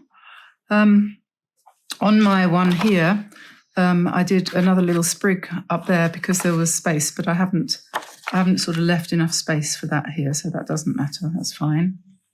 And we can put a few sort of shadow lines using the pen. And then exciting thing next is to just pick up some paint and come in and colour it in. Really, however you want. Do it nice and loose if you want.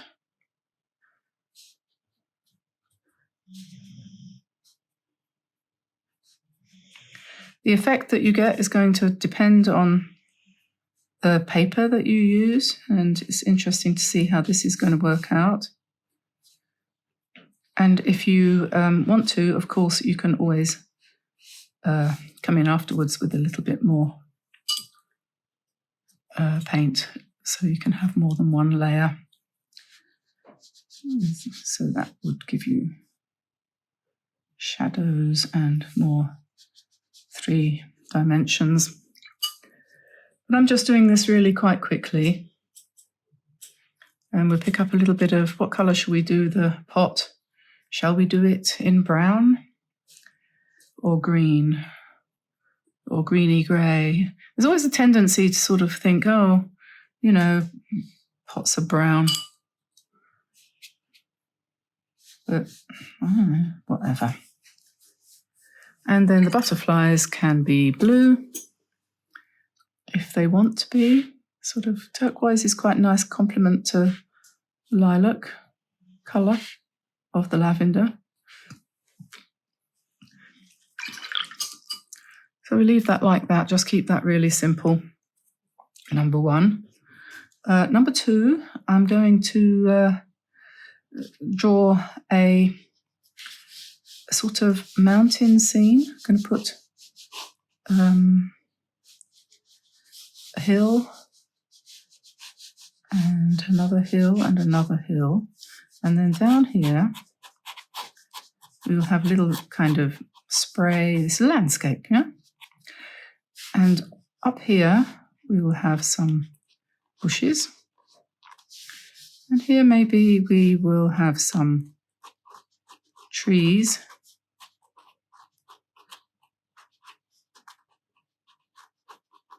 You know, those Italian trees, like that. And then over here, I'm going to put a little church.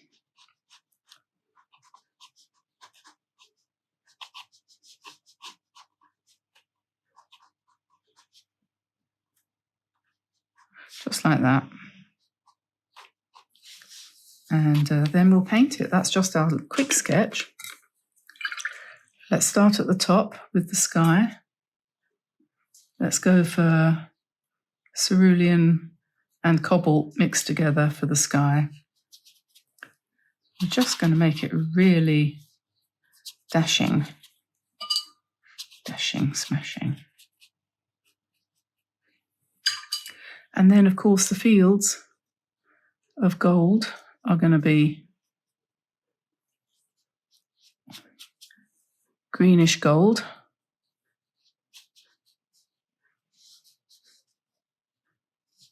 We'll come back to them and turn them into green later. And then the nearer one is going to be even more yellowish.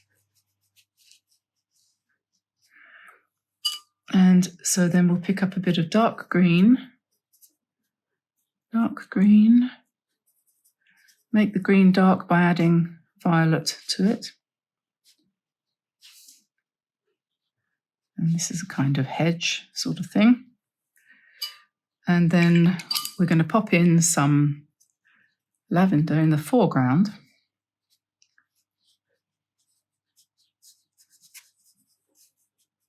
Very loose. And then obviously it needs a little bit of green. And a little bit of yellow green. And here too. If you want to, you can do more details in that later. And I think the church is going to be white, but with a reddish brown roof.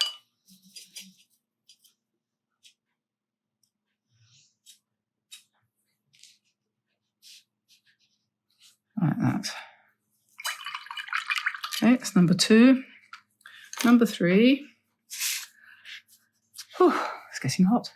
Number 3 is going to be a bouquet, but first of all, we'll put in a bee up here.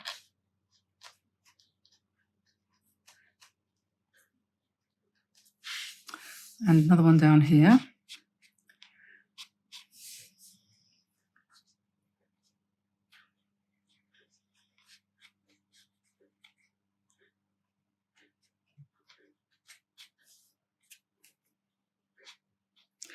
And in the middle, let us start with the bow.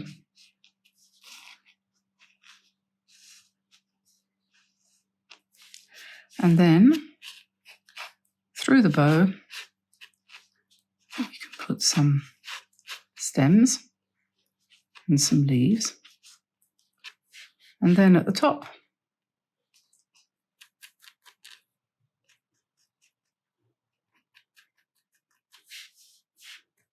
our lavender.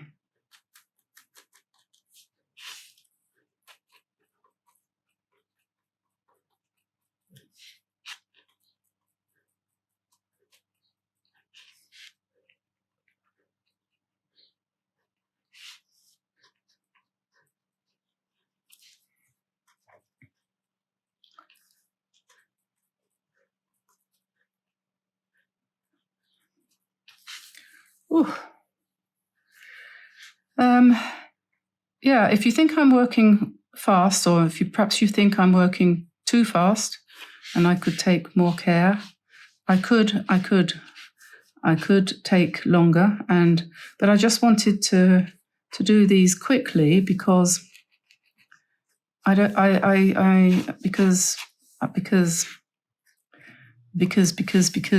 because if ever the wonderful whiz there was, the Wizard of Oz there was, because,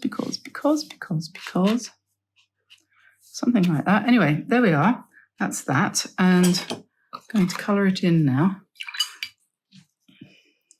I'll tell you why I want to do it quickly, because the air conditioning in here is broken and I can't fix it. I can't get it fixed because nobody will fix air conditioning here because it's against the law. And my husband is in Cairo on business. And so he won't be back until September. So I've got to go through the whole summer with no cooling. And it's extremely hot at the moment. I don't know why.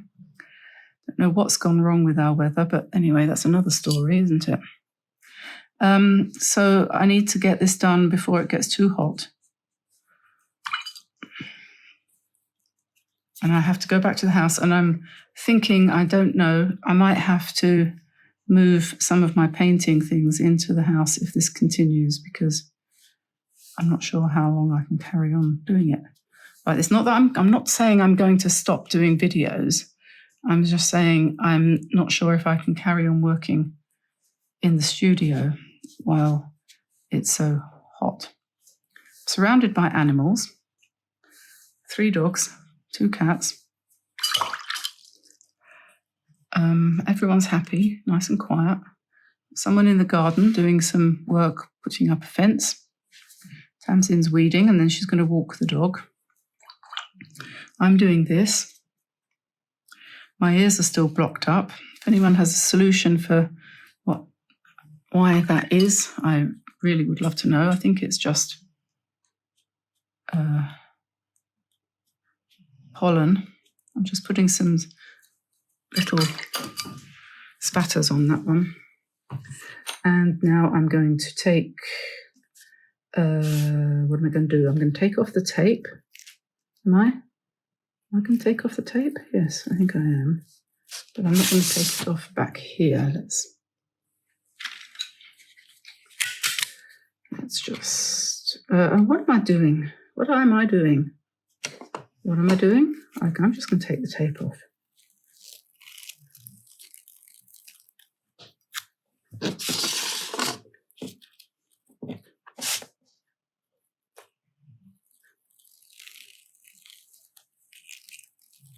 That's what I wanted to do. Let's just get rid of a bit more of that washi tape. I don't know why it's called that. Anyone know why it's called that? Right, now I'll get my doobry. I don't know if I've done this on camera before, but I'm going to now. Just slide that round. This is an envelope opener, letter opener.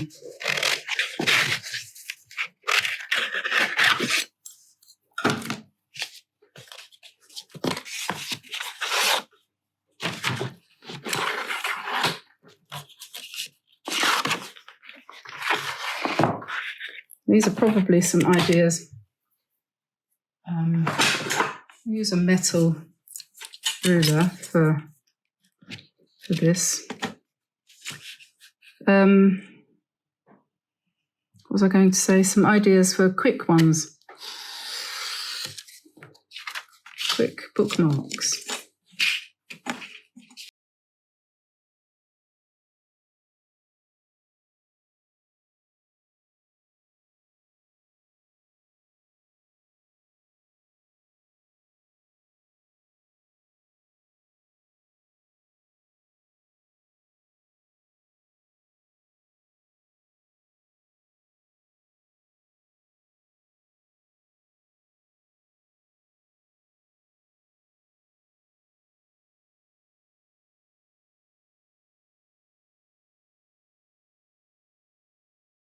Some pieces of Bockingford paper. This is Bockingford 300 gram, 140 pound watercolor paper.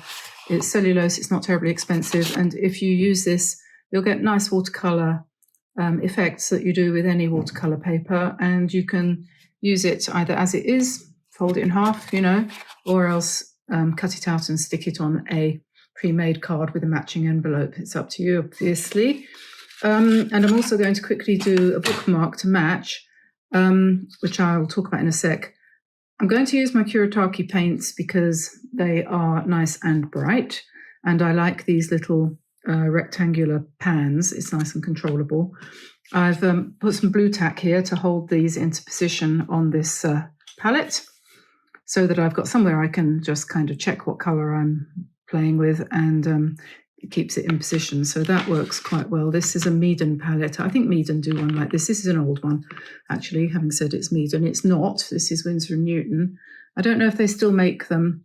They might do. You might be able to find those online, but more likely you would find one like this, exactly like this, in the vintage section in Etsy. So the three colours I've got here are, this is green, this is sap green deep, is it? Yes. This is rose madder deep. This is indigo. And those are the three colours. I'm only going to use three colours for this little project. I'm going to use my Drawwell number 7 round brush here, and everything else is as usual. To split this piece of card into two so that I can do a bookmark with deckled edges, that is to say a rough edge like this. It's hard to tear, but I'm hoping this is going to work. I've done it lots of times and it usually works. You fold it a bit, or you draw a line. You don't have to fold it. I did, but you don't have to. And then you just put water along that line, and then you leave that to soak in for a minute or two. Well, I don't know how long really, for a while. And then that makes it weaken and you can pull it apart. Yes, I'll just leave it a bit longer than that. That's obviously not long enough, and I'm going to put a bit more water on and we'll see how that goes. And then we'll paint on one section. You don't have to do it like this. This is just a way of doing it. Yeah, I'll leave that. We'll paint the other one and I'll come back and see whether it's worked in a minute. So plenty of water in a line, just a narrow line down there, down the fold like that. Move that camera up, I think it's falling down. Right, so you go sit over there and behave yourself, do the right thing. So this is the card I'm going to be using. I've also got here somewhere a Poetique pen. This is a brush pen, and this one is in colour dust grey. I would call it taupe or taupe, or whatever, and I'm going to use that to put a line around the design when it's done. What do I need? Pencil. And this is a technique that I mentioned on Facebook a little while ago. I put a post on my Diane Antone Studio Facebook page, not the group, but on my personal studio page. A little while ago, about 6 days ago, I put a picture up of some pink flowers, and I said I was going to be doing a video of it at some point in the near future. So this is it. Quick slurp, silent or not. This is it. So this is what we're aiming for. Quick squiz at this. Take that out of the way. And so the thing to do, I should wet the paints, actually. Ooh. Just give them a bit of a spray so they can spring into life like new lambs and daffodils. What was I going to say? Oh, yes, pencil. This is a pencil. I nearly dipped it in my tea. So I'm going to put a spray of flowers here. And what I'm going to do is I'm just going to draw rough ovals. You don't even need to draw these shapes. This is just to give you a guide. And you don't need to draw them at all. But as I say, it gives you a guide. And then a line coming down the middle, and then we'll do another one out here and another one here, very rough. And then up here, the same, but smaller.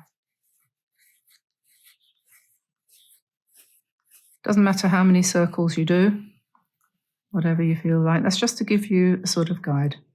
And then the leaves coming out at the side there like that.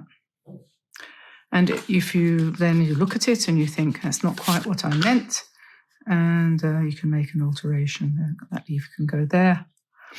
Yeah, that'll do, I think. So then you take some water on your brush and you just wet these circles. This is very easy. If you don't make the pencil lines, first of all, it's sometimes a bit hard to see where you've wetted, which areas you've put the water in. So it's probably best to use water that isn't completely clean. And then you can see if you put a tiny, but not too much. I mean, just dirty water, not dilute paint, nothing as strongly coloured as that. So, and don't let it soak in, just immediately you've covered your circles, and make sure you've got more roughly the same, and quite a lot. I'll lift that up in a sec and show you. Quite a lot for this technique of water. So you can see it's shiny, right? And then what we're going to do is we're going to go to our Rose Madder Deep, pick some of that up and just touch it in there like that. No brush marks, no brushwork at all, just drop it in. Most you want to do is just dab it like that, make it release the paint. And then another couple down here. And then you can do these ones too with less. Just touch with the tip, no more than that. And then you're going to let that move and bleed. You're going to come back in with a bit more because you want it a little bit more intense in the bottom part of the flower. Okay, so we'll let that move around a little bit. And then we'll go to the leaves. And we're going to put in some green down here on these 4 leaves. Then we want some indigo. We'll pop some indigo in there too and let that mingle, mix and mingle. See how interesting that is. And then you can just come down to the stem with a very fine line like that.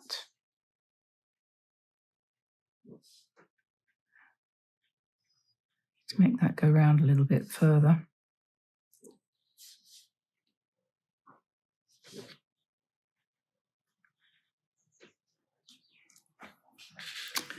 And you can take a little bit of green and a little bit of indigo and mix it together so you've got a greenish blue. And then I'm going to put little blobs here, which hopefully will bleed a little bit, and then come down with our stalks. Sorry, with the stalk. And that do its thing. And then the same here. Like that. And then if you want to encourage it to come out a bit further, just sort of stroke it around the outside edges. Don't put any more water in. If anything, this is where you'll want to lift a little bit of water out. And you can adjust the shape a little bit. Encourage it out by drying off your brush and letting it run out a little bit. You don't have to do this bit. You can just let it literally do its own thing, but if you want to be a little bit more controlled, and also if that is a bit too dark, so just using your thirsty brush, just lift it out a bit, and then you can replace that grey with some more red if you want.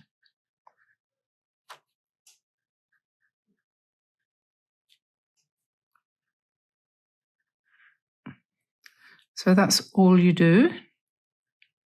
Just bring that out a bit. And now you have to be a little bit patient because you're going to let that dry naturally.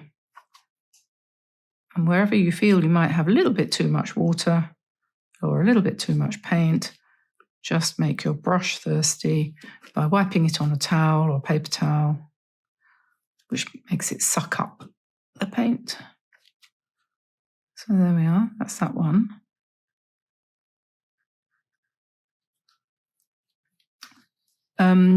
So we'll let that dry, put that to one side, and I'll do the bookmark. Let's hope, see whether doesn't want to do it. There we go. Ugh, I'm getting weak in my old age. So now we've got a deckled edge all round. And we can do another one. So go away hair. Go away. Right, so let's start at the top again with a circle and then just do exactly the same thing. They don't end up exactly the same shape that you've drawn because obviously there's a lot of water movement going on.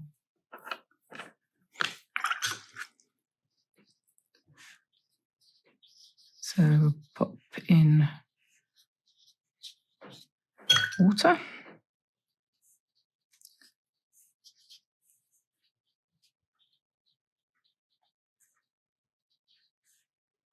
I like these paintings where you let the paint do the work. And depending on how strong you use the pigment, you get different effects. And like I say, if you wipe off the water from your brush and you can lift up any excess, so it just encourages it to flow.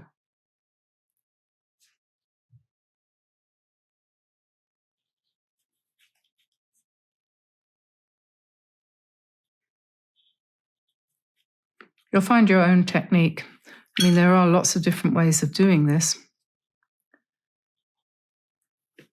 As many ways as there are people, I would say.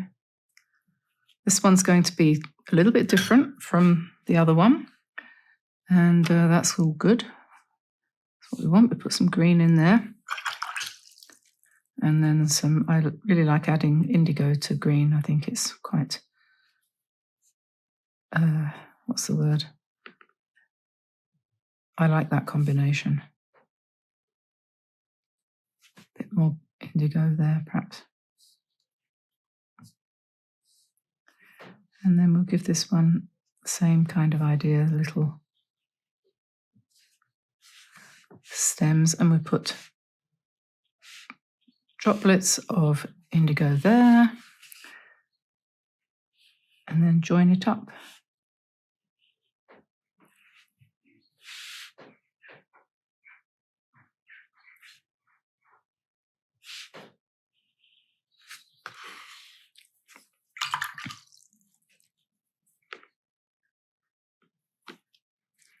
Then once this is done, you can, if you want, obviously, you could put spatter on it. You could do little flowers in the background if you wanted, smaller ones behind. You could do a background, but sometimes it's nice not to have a background, especially if you're going to write a message on it, like we probably will on this one over here, which is in the process of drying. So now we've got the two, and I'm going to let that one dry and then come back and do the next step.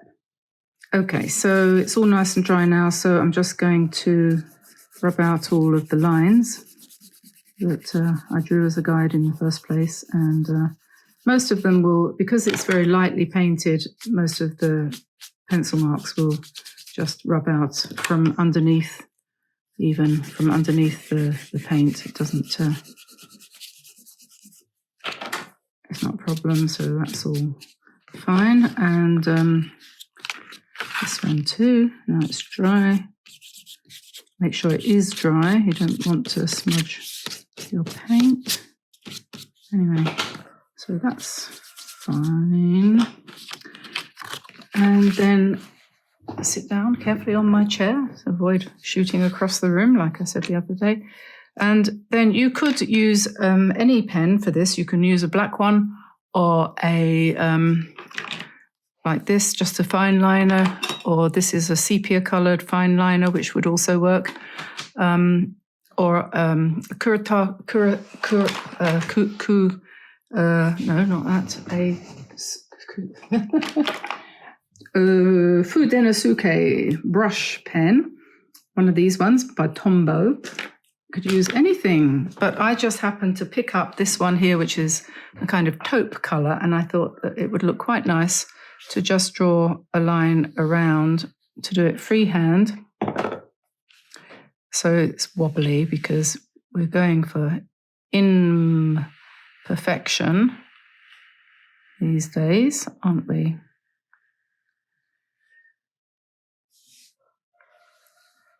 So we just do a little turn there at the corners.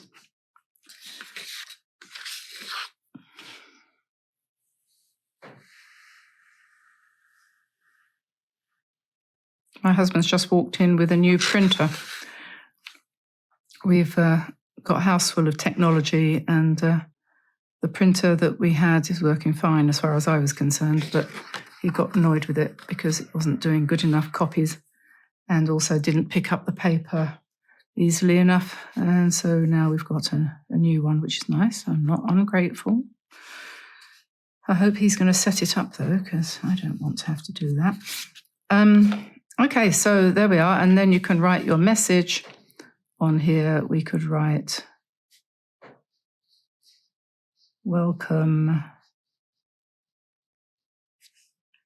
to spring. Hoping it's going to come soon.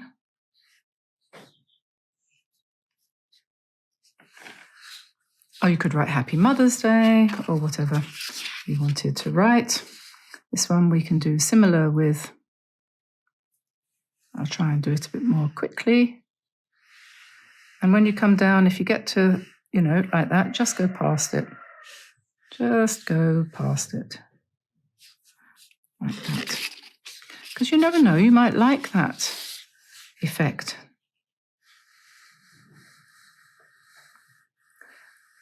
Wabi-sabi or something, isn't it? The Japanese idea of imperfection. I'm trying to make myself one of those little stamps with my initial on, and I was working on doing it with an eraser.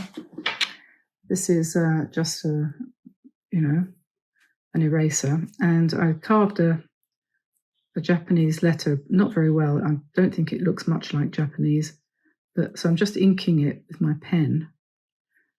I'm going to be working on this. This is supposed to be initial D. I did it in English on the other end, but that's harder. Straight lines are definitely easier. So anyway, there you go. Or chop to say this is mine. Diane did it. So there we are. Welcome to spring. And you can go in and embellish this with more line work if you want to. But it's actually quite nice to have it really simple, I think, as well. There's a place for everything, really, isn't there?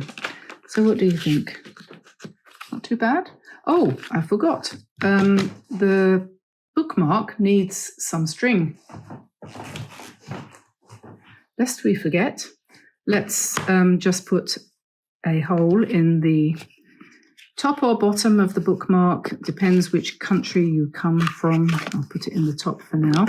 And I've got this rather nice sisal string here, which I think would be quite pleasant for the tag, the string, the decorative bit. So we just fold that in half, pop that through like that. So there we are. It's time to paint some more birds today, and here I have my preliminary sketch, which I have done using a Conte pencil or a charcoal pencil or a carbon pencil, anything that's really soft and lovely. This is just like drawing with charcoal, so it's ideal. I'll put a link in the description below for that particular little piece of equipment. But what I've done is I've sketched out my design, and then because I don't have a light box yet, but I am going to get one, I've used the door and the glass door to do a tracing. And then I'm going to actually, what I've done is I've just done a dot to dot. As you can see here, I've just basically transferred this sketch, which I was happy with. That was straight from the top of my head and it turned out fine. So I'm happy with that. We've got a bird table with a bird house, just a decorative thing really. Nobody would nest in there, but that doesn't matter. Surrounded by a bunch of little birds there. So I've transferred that using the dot to dot method here. And now what I'm going to do is come in with my pen and I'm going to do an ink outline, which I'll do for you right now. And then after that, I'm going to use the Viviva colour sheets and probably a water brush to colour that in, make it into a nice bright painting. So let's get started with that. So I'm using some Indian ink here to do the drawing with. And I'll just put the lid out of the way on my palette there. And I'm going to use a glass pen, a glass drawing pen. And I'll put both of these items in the description below under the video. I started using this the other day and there's been a lot of interest in it too. So I thought we would carry on with that a little bit. It's really nice to draw with. I haven't been able to find one exactly like this on Amazon or anywhere else at the moment, and I can't for the life of me remember where I bought it. But you can buy something similar and they're not expensive, so it's something to indulge yourself in really if you feel like giving it a try. I think it's a really cool thing to have, and definitely better, more creative than drawing with the pigment liners, which are good. They have their, the Stetler ones, for example, they have their place. But this is a different experience altogether. You get much more, I don't know, it's more feeling in it, I think. So I'm not trying to do straight lines. In fact, if anything, I want wobbly ones. So I'm going to let my hand shake. I think I might have had too much caffeine today. And I'm just going to basically outline parts of the drawing. Rather than going over it in pencil, which I'll then have to rub off, I'm just going to go over it in ink. And we've got, we've got a kind of table in front of the bird box there, which is, as I say, no one would seriously expect. This is just out of my imagination. Nobody would expect any bird to nest in that, but it looks quite, what's the word? Cute. So there's the stand, holding it up. And then I haven't even run out of ink yet, look. That's amazing, isn't it?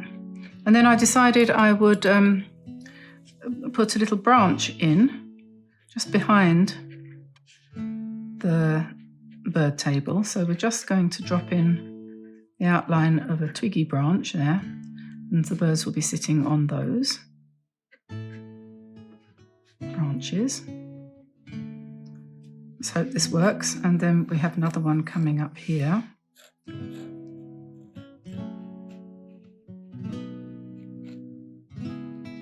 Problem when you start to do things in ink, you start to worry. And the other day I put a line in completely and utterly the wrong place on a capsicum pepper I was trying to draw. And then that gave me a nice problem, but never mind. It was okay in the end. So now we're going to just do some outlines for the little birdies. And if they go a bit wrong, it doesn't matter, because you know what, they look super cute when they are wrong. Doesn't matter. Sometimes the wrongest ones are the bestest ones, you know.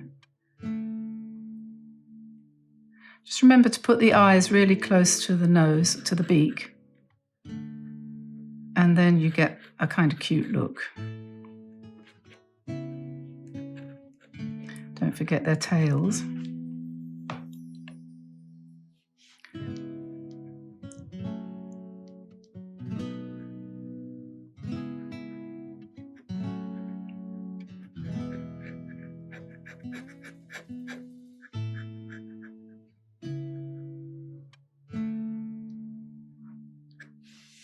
Scratchy lines, nice scratchy lines is what you need.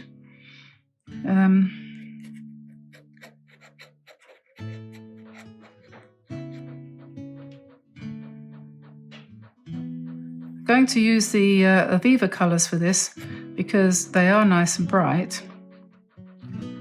and they'll give us a nice cheerful look.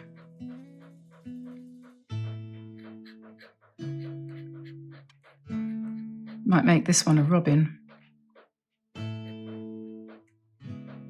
Robins often kind of present themselves as being pretty much a kind of little ball, don't they? Not sure where his legs are going. We'll ignore that for the minute. This one I'm going to turn around and make him face the other way, I think.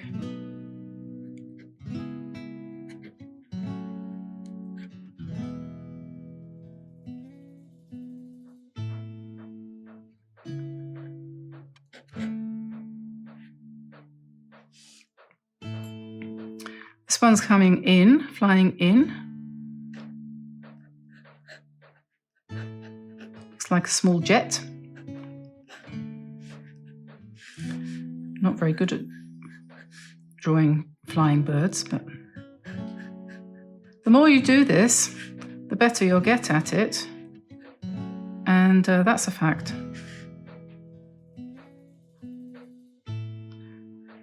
One day I'll be good at it too. The thing is, I've been doing this now for I don't know how long, decades, and I still don't like what I do.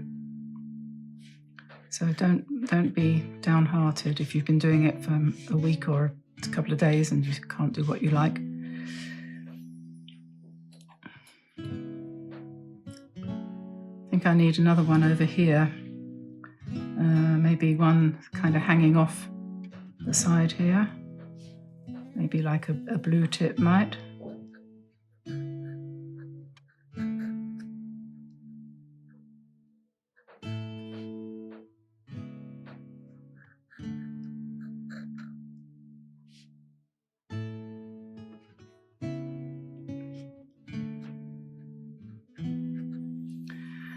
Okay, so that's that, and just rinse off my pen, and stick that back safely there. And then I need to rub out the lines. Hopefully it's dry.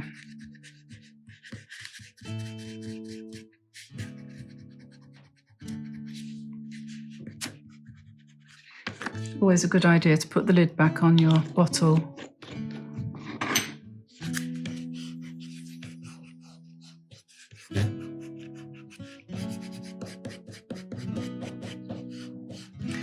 while I'm doing this, I'll just take the opportunity to thank everybody for their wonderful support and point out that we have passed 10,000 subscribers just day before yesterday. We've got 10,500 now, I think, which is absolutely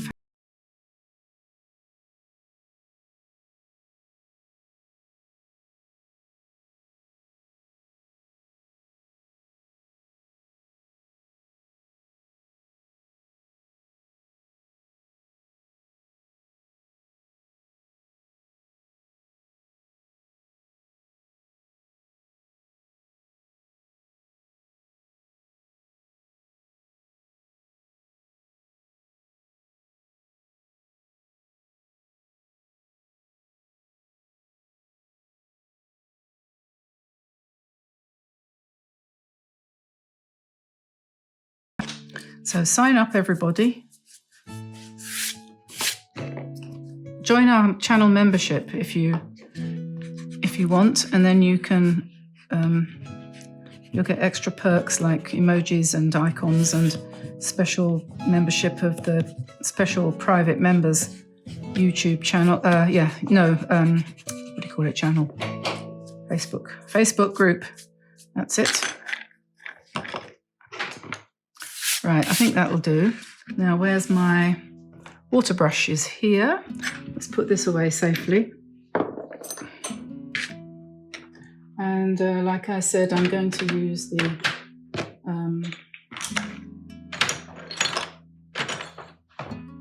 Viviva sheets, which I have massacred. I'm sure the people who design these things would be absolutely horrified if they saw what I'm doing. But that's what I'm doing. I've got them cut up and I've put them onto a piece of glass like that, and I can then go to them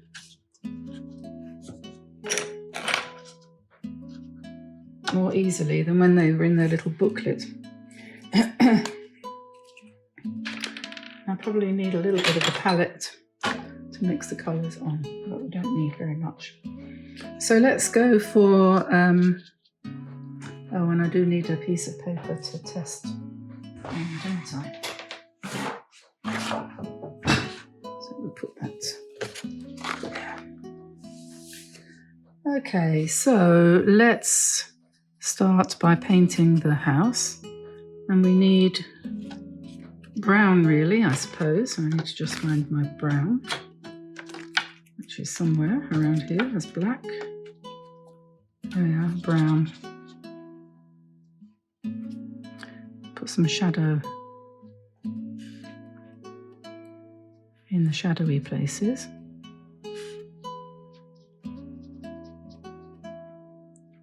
If you can hear a sort of rumbling in the distance, it's my cat purring. He purrs himself to sleep. He's so funny. He's lying in his bed, purring.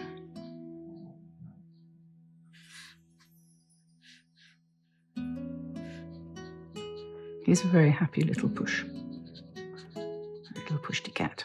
I'm working on Clairefontaine Etival paper, which is 100% cellulose, very friendly to people who are learning to paint. Very amenable, not too demanding. I'll put a little bit of green in there to make that brown a little bit duller for the underneath there, and a little bit more for the table.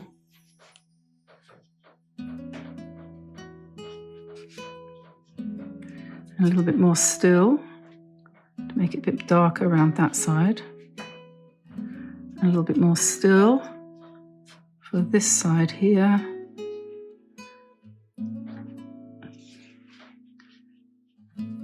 And then I'll put some magenta. With that I'll get a sort of greyish kind of colour, so just to give it a bit of variety across there.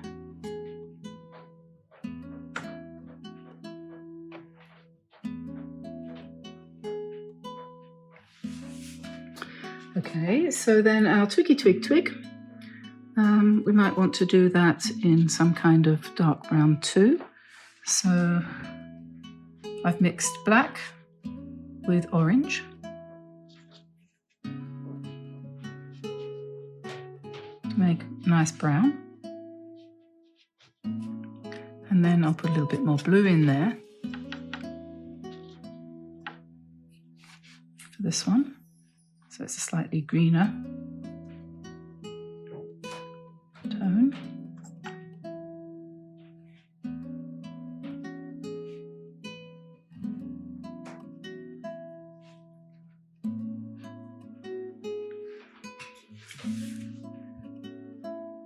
And now for the birds.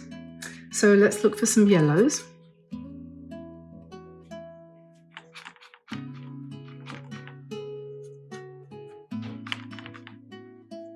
We have dusk orange here, which might be quite nice for some of the birds.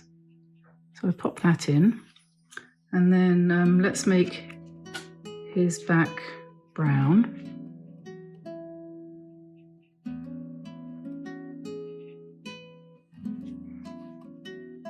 And I'm not going to do anything very accurate here.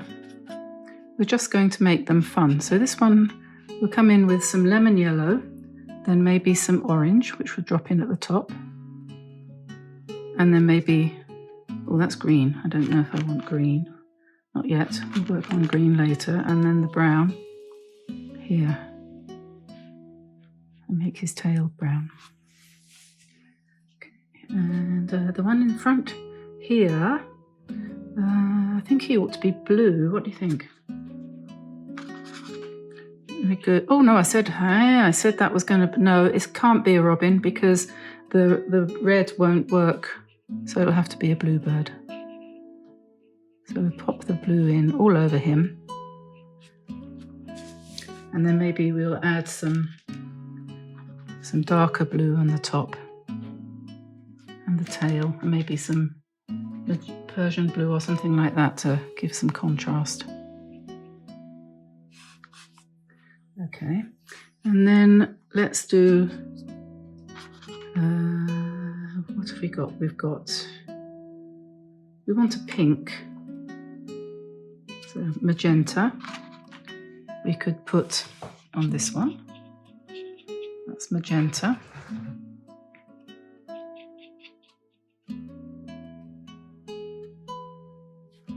And then to dull that down a little bit, make it into a sort of pinkish brown. Add some green.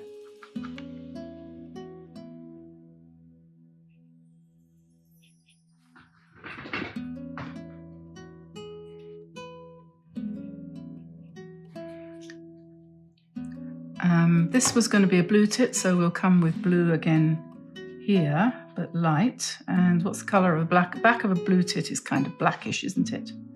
So we'll want, and the front.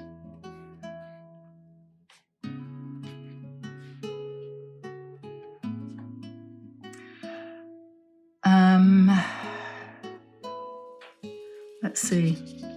I think they look good when they're basically, they start with yellow and then we drop in some orange. You could try some saffron on this one.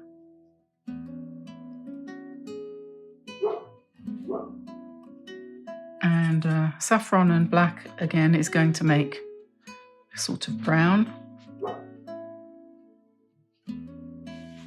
So that's okay.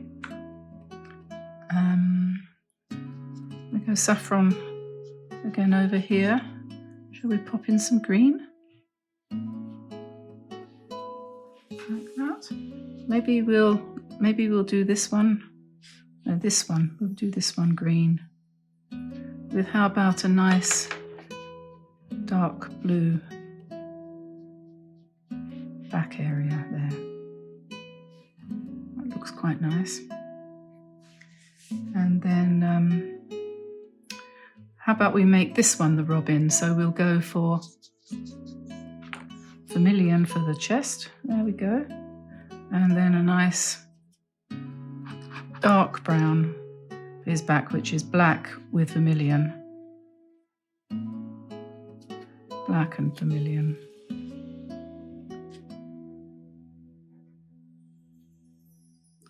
There we are, so there's a robin. Maybe, should we make this one a robin too?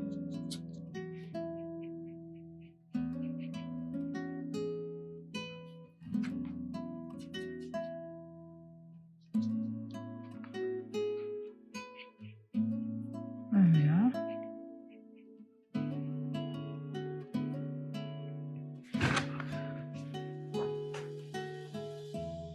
There we are, so we just need to let that dry a little bit, and then we can come in with the pen again and put the eyes back in and just generally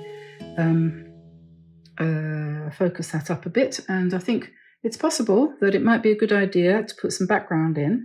So I'm thinking of some spatter. I think that's probably the best thing. And the way I'm going to do this spatter, which is different from what I've perhaps done before, I'm going to take my cat's tongue faux squirrel brush by Zen Art from their collection Black Tulip, and I'll put a connection to that in the information below, just in case you should wish to purchase their set of 6 brushes, one for every possible occasion.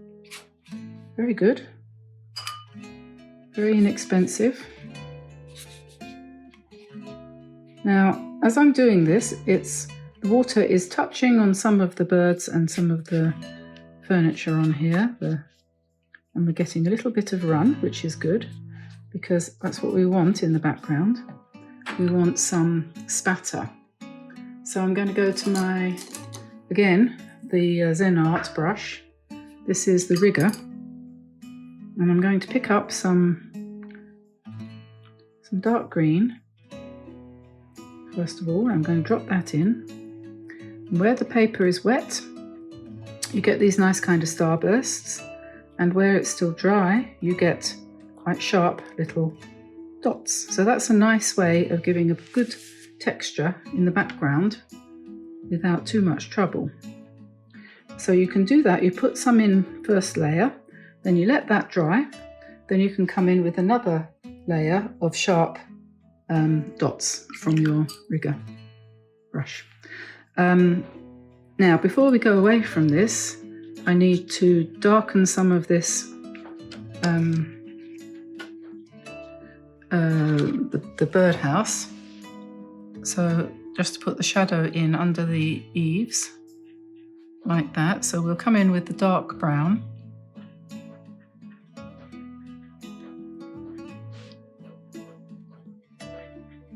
Maybe we might mix it with a bit of black to make it even darker in places. Just to give it a little bit more three-dimensionality. Make the whole dark like that.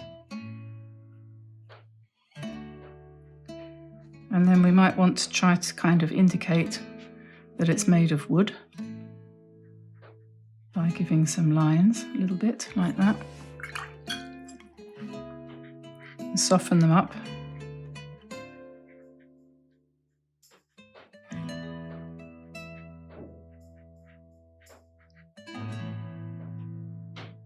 Let that dry.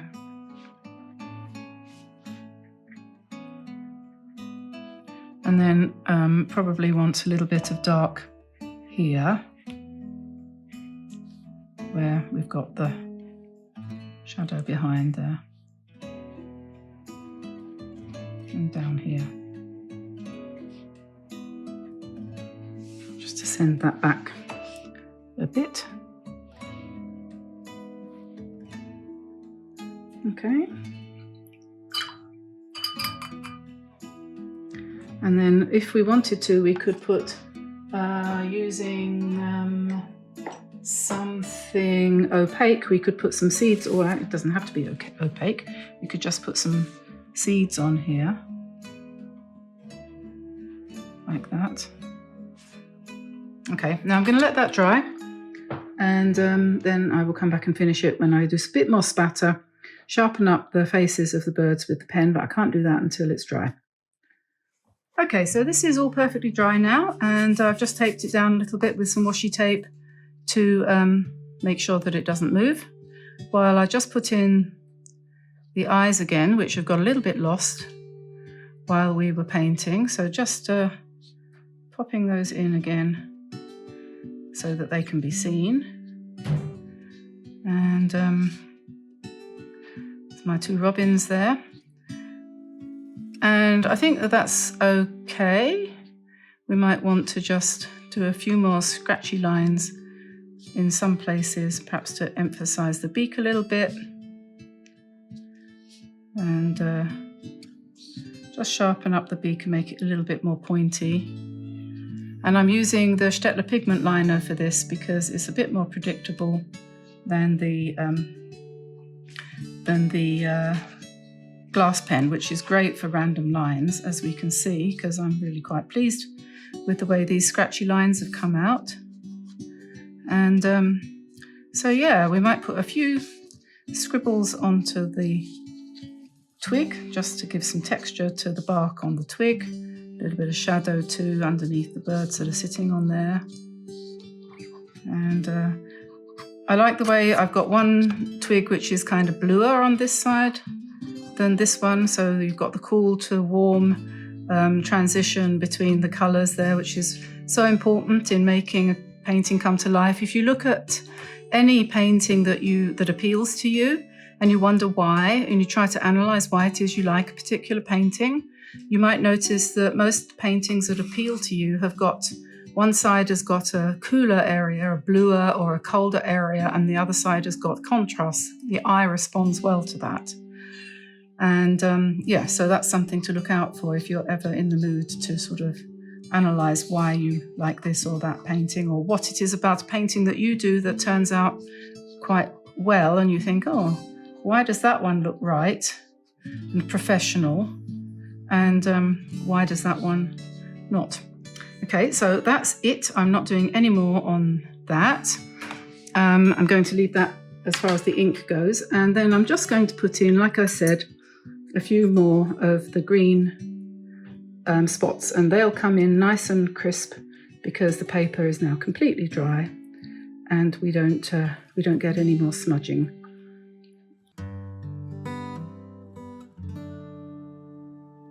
Today we are going to have a play, and I'm going to show you a way of just enjoying yourself with colour, basically, is what we're going to do today. Why else would we have these wonderful boxes of colours if we weren't going to just enjoy them? It's like a box of chocolates. Time to explore. This is a set of St. Petersburg White Night paints, which I inherited from somewhere. Thank you, Zen, for the sound effects. And anyway, these colours are lovely and bright and transparent and intense. And in this case, they were free, let alone cheap. So what we're going to do today is something a bit like this, and we're going to practice doing these kinds of backgrounds, and it's going to be fun and easy. And so that's the paints I'm going to use. I've got my water there, move that out of the way. We've got lots of nice colours here. I'll just turn it around the other way so that you can probably read what it says on the top line here. We've got Madder Lake, which is a nice pinky red. Then we've got Carmine, which is like alizarin crimson. Scarlet, which is obvious. And then there's some browns there, which we're going to ignore. We're going to go from the reds to cadmium orange, golden ochre, and we'll ignore these two because they're browns. Cadmium yellow, cadmium lemon. And then on the next row, the ones that we're going to be wanting to use are green, yellow green, emerald green, Russian blue, cobalt blue, ultramarine, and red violet. All of those, the blues and the greens are nice and clean. These are all browns. So we're not interested in the browns and the blacks. We're only interested in the nice clean colours. You will probably have a tin of paints a bit like this. They come like this. These are full pans. That's what they call full pans. It's a quite a big kind of plastic container there full of paint. Quite a lot of people are working always with half pans like this. These are half pans, these are full pans. There is a difference. This is twice as small as this. This is the Gallo set, which is nice too, but I thought I'd give this one a run for its money today, just for a change. I noticed somebody on the Learn to Paint Watercolor Facebook group yesterday had asked a question, and I gritted my teeth and, what's the word? I resisted the temptation to answer this question, because Tamsin told me not to answer this question, so I resisted it. This person said, I have only got, this is what I've got. Well, they hadn't got this one. They'd got one like that, but with smaller pans even than this, and more different colours, and they were all in one big tin. And this person said, yes, but how do I use them with a mop brush? This is a mop brush. Look at the size of it compared to my hand. What on earth are you going to do with that and that? Now, somebody said, well, what you do is you pick up the colour from the tin and you put it on your palette, mixing palette, and then you pick it up with the mop brush. This is unmitigated nonsense, because this brush will hold half a teacup full of water. And to pick up colour from here and put it on your mixing palette with your brush, I mean, life's too short, guys. If you're going to paint with this, then you use tubes of paint. You use tubes of paint, you squeeze the tube out onto your mixing palette, and you go for it like that.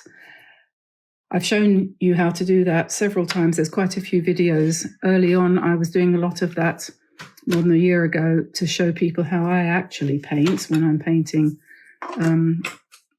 for myself.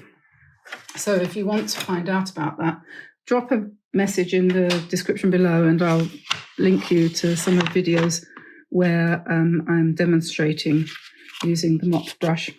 But don't waste your time trying to transfer paint from tiny, weeny, itsy bitsy little pans into a mop brush. It's just, life is definitely too short for that.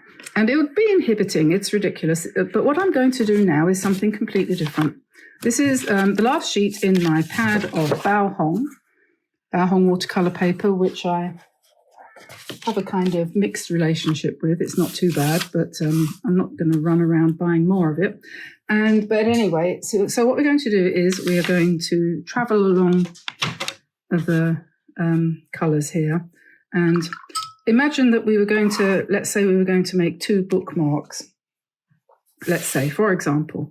But this is just fun and relaxing. So we pick up a bit of water and we go in the first one, and we're just going to very sketchily drop in some paint, and then we go, don't even bother to rinse your brush out, go to the next one. And then you will want to clean your brush, then go to the next one. And then skip these because they're brown, go to the orange. And if you use this really thick, you will get very bright colours. But if you use quite a lot of water, you'll get lighter colours. So that's the way watercolour works. That's why it's called watercolour. So just go all the way along here. Now we go up to the green, and we're letting it mix and mingle. And when the yellow and the green get together, that's always interesting. Look at that. Look at that. That was Russian blue. Now we're at cobalt blue. And let that do its thing. Then we're going to have some ultramarine.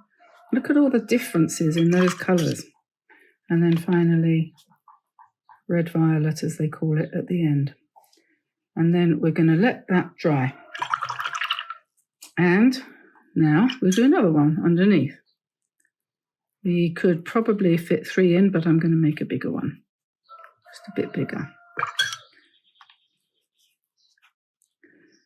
And then after we've done this, we will add to it some line work.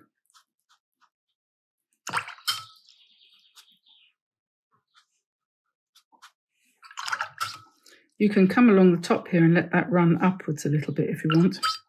Similarly along the bottom, and let it flow. And that will spread it out a bit more. I got as far, did I get as far as the lemon? I think I did, so it's green now.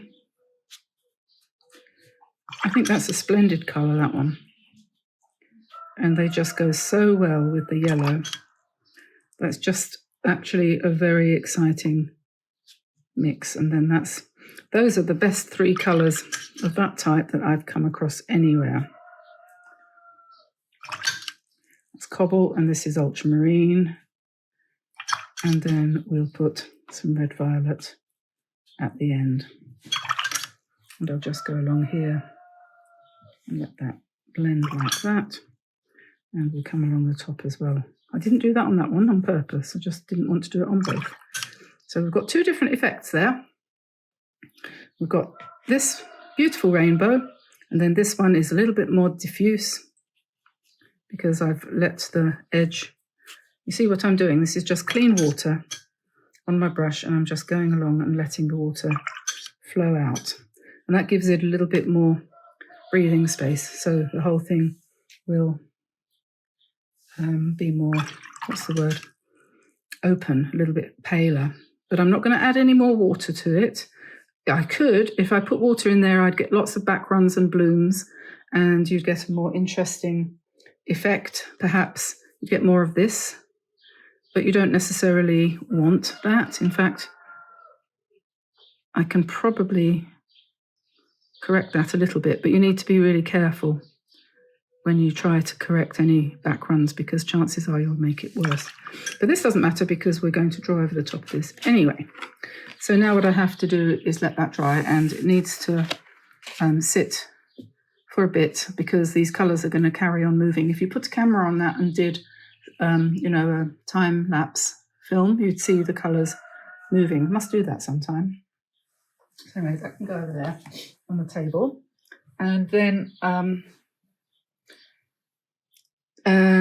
put the paints out the way. They're good, aren't they? They're really lovely, bright colours and perfect for this kind of playtime.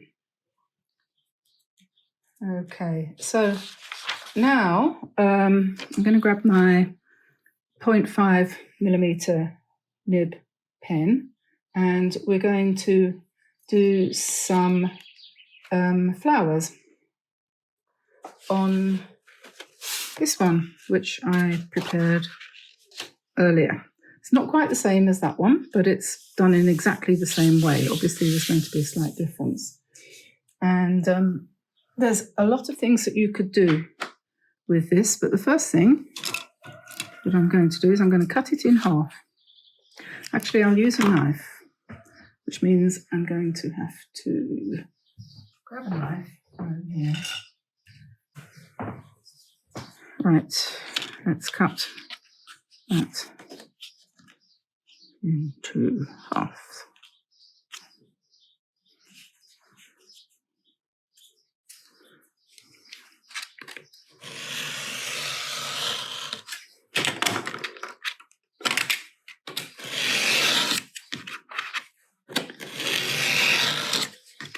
Come on.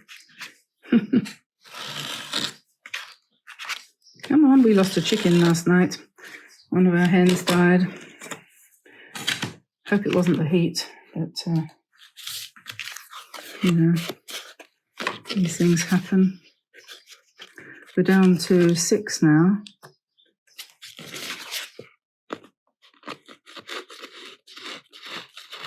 Most of our hens don't lay anymore, we just keep them as pets. That one was one of the original hybrids that we rescued from a chicken farm here. It must be 5 years ago now, so she was really knocking on. Okie dokie. So, I don't know whether I ought to practice this on a spare piece of paper first before we go ahead, or whether I can just do it. But what I wanted to do on here was I wanted to do some roses. So I'm going to do the traditional, I don't know what you call it, the sea shape rose. So start with a little round thing like that, and then just go like that. I don't know how to describe it. And then start building up petals. So you go around like that, and then from one to the other, across the join. Okay? So you're going across the join always, so like that.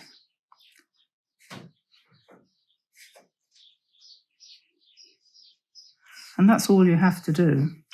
And then as you get to the outside, you can make them a bit bigger, like that. And this is really quite an addictive sort of process.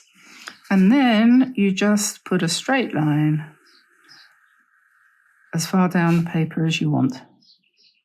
And then you can do leaves. Now, on this one, I tried out doing leaves, which are actually like rose leaves, which are a bit serrated. And then I thought, you know what, I'm going to go against nature because I don't think that does the rose any favours. I think if the rose was going to be redesigned, it should be redesigned with different shaped leaves because rose leaves aren't the best. So then we could put a bud in here. And before anyone says, well, this isn't very original, plenty of people have done plenty of this. I haven't.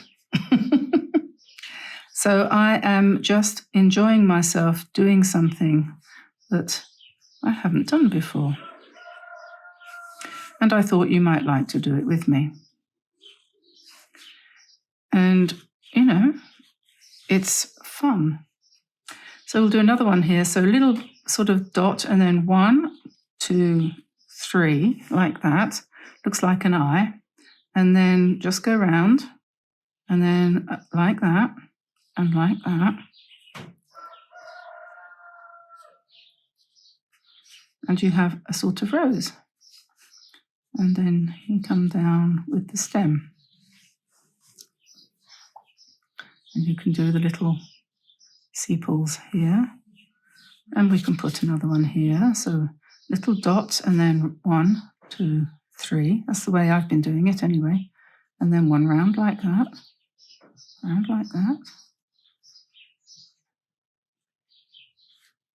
You see the way the pattern works? You're always breaking the, going across the join, if you see what I mean. And now we'll put some more leaves in, coming up here.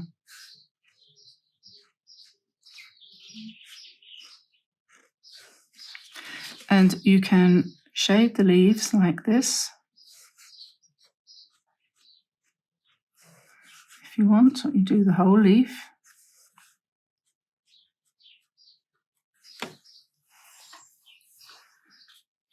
You could do lots of little leaves on some of the stems. You could do them on just one side if you wanted to, like that. Another one here.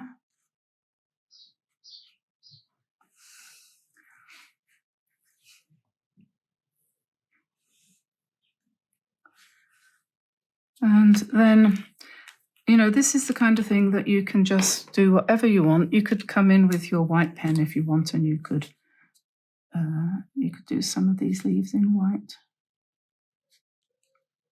so they show up better.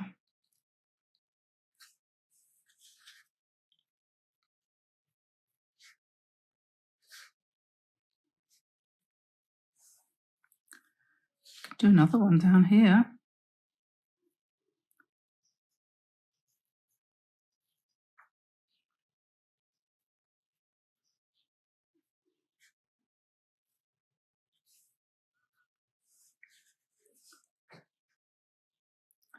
And we could have another bud type of thing up here. And you can make it as simple and or as complicated as you want. Could colour in some of these sepals. Could put white lines on the leaves as well as the black ones, if you wanted to. Colour in some of these leaves if you like this.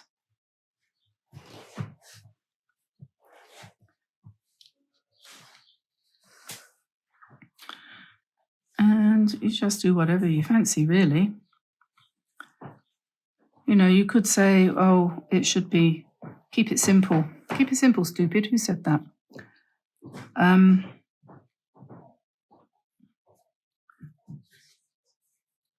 But you don't have to keep it simple. You do what you like. You never know what's going to turn out, really. And you might say after you finish, oh my God, that's awful. Well, tell you what, you've learnt something. I have anyway, because I didn't know how to draw those roses until today. So put that to one side and you take another one of your prepared, I prepared this one earlier, pieces of rainbow, and you have another go. And then one of the funny things about painting is quite often when you come back after lunch or the next day and you look at what you've done the day before and when you thought, oh my God, that was awful, look at it again and you go, oh, actually, now that's dry, it doesn't look half so bad.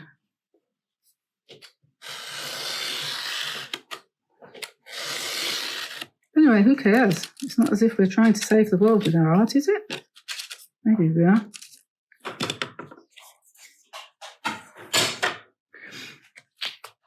This one that we did earlier together, this one's starting to dry, but it's not dry yet. And you could imagine that you might put your flowers going across rather than that way, couldn't you?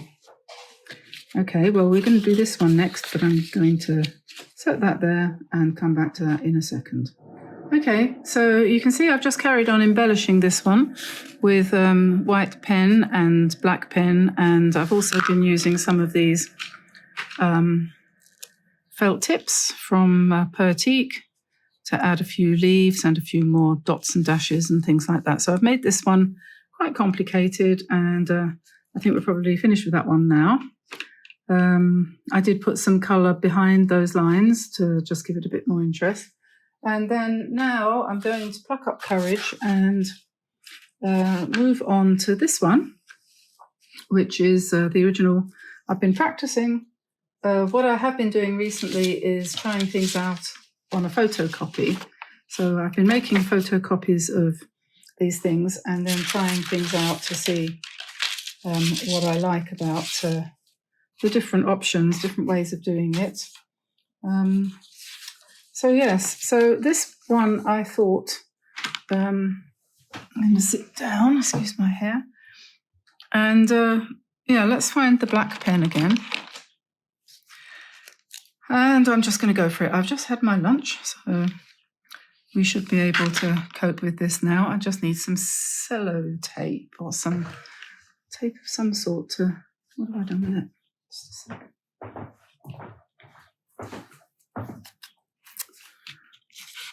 Just something to try and hold this down a little bit.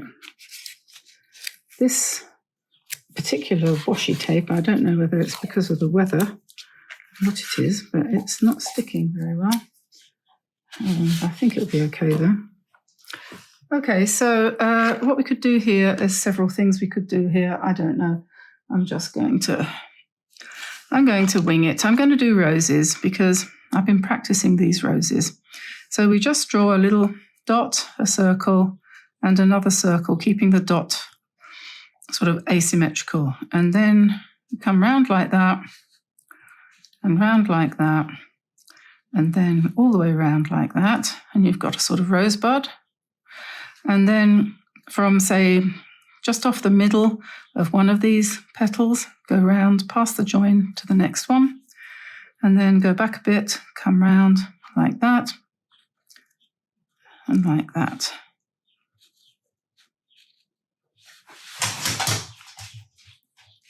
And then my feeling was that it would be quite nice to just add some felt tip using these brush pens to give a little bit of colour. And then take the stem down. I know real roses don't have straight stems like that. Neither do they have leaves like this. But whatever. So we would do that. And then the next one along could be Let me see, maybe one of these sort of, I don't know whether these are meant to be seed heads or what, but they're quite fun. Sort of a little bit, what's the word? Graphic. That's the word. It's the word of the week. And then we'll just do that there. And then take that line down to there. And we'll give that one perhaps some pointed leaves. And, oops, that doesn't fit on there. Then a little bit of colour maybe.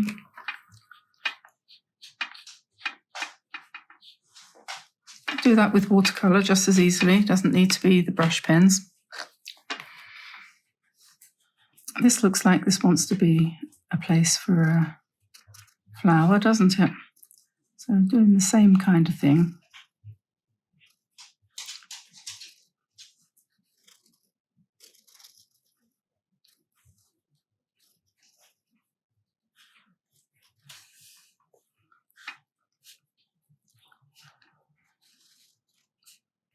There we are, another rose. I'll give it some leaves. Like that. That one's quite bright, so it doesn't really need any more colour on it, I don't think. Let's see, what should we do next?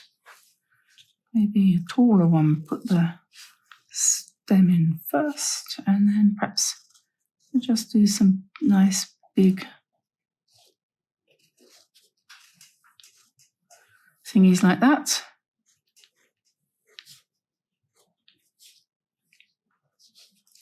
Something like that. And then we can put, let's see, what colour should we put in there? Let's keep the colour sort of similar. We'll put some orange in there.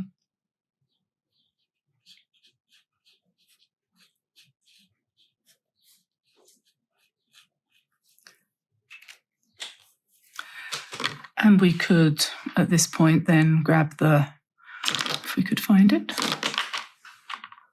and ink the white, but the white will do. If I can't find the gold, we'll put the white and we can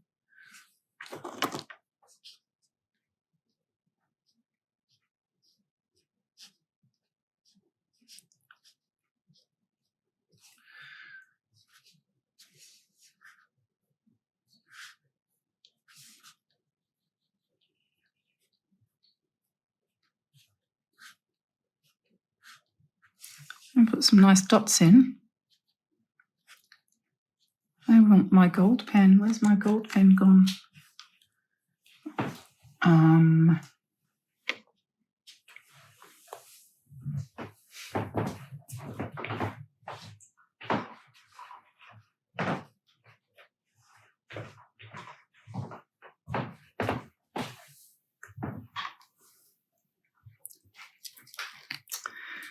There we are.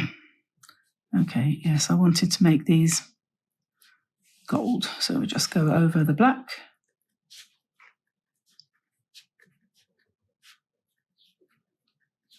These things are actually quite good because they do seem to go over the black pen, which is quite something.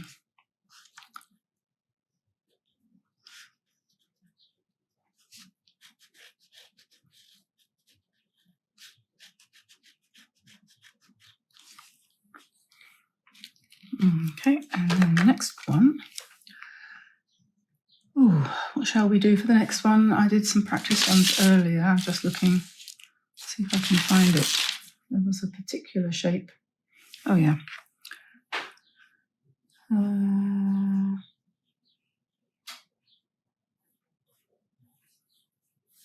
This is a very nice round shape there. Not quite sure what to put there. Perhaps I'll pop down the other end here and do another rose. Like that, and save that one till later.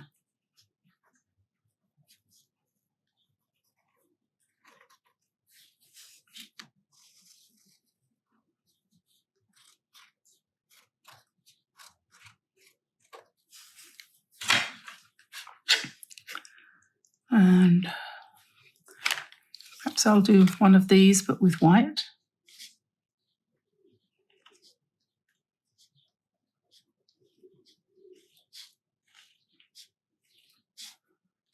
And if you've left gaps in your paint on the undercoat, you can use them as part of the design. So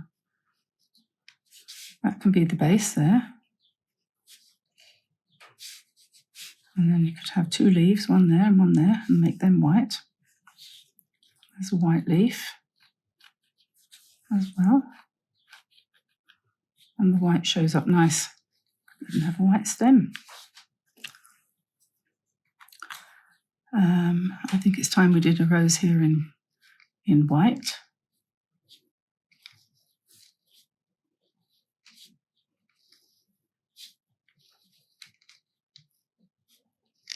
There we are. And maybe, I don't know whether one would work if I did it in gold here.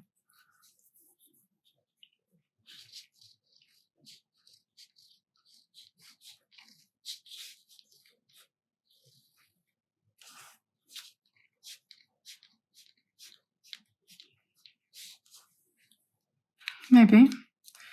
But this one needs to be white, so I'm going to go over that again. Like I said, it doesn't matter. I'm surprised at that, actually. But it doesn't really matter.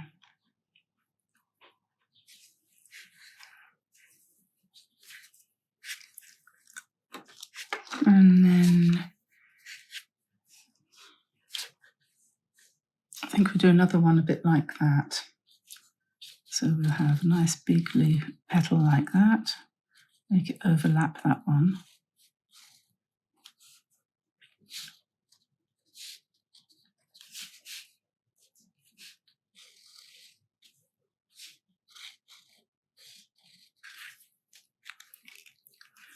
And then shall we put some orange in the middle of that one too?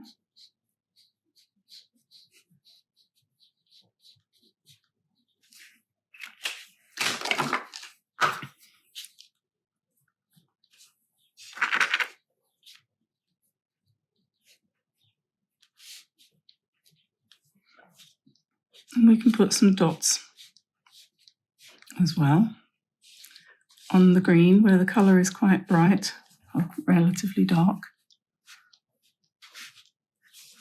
Looks quite pretty.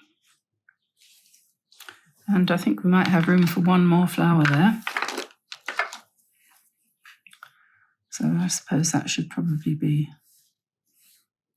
a rose of some sort.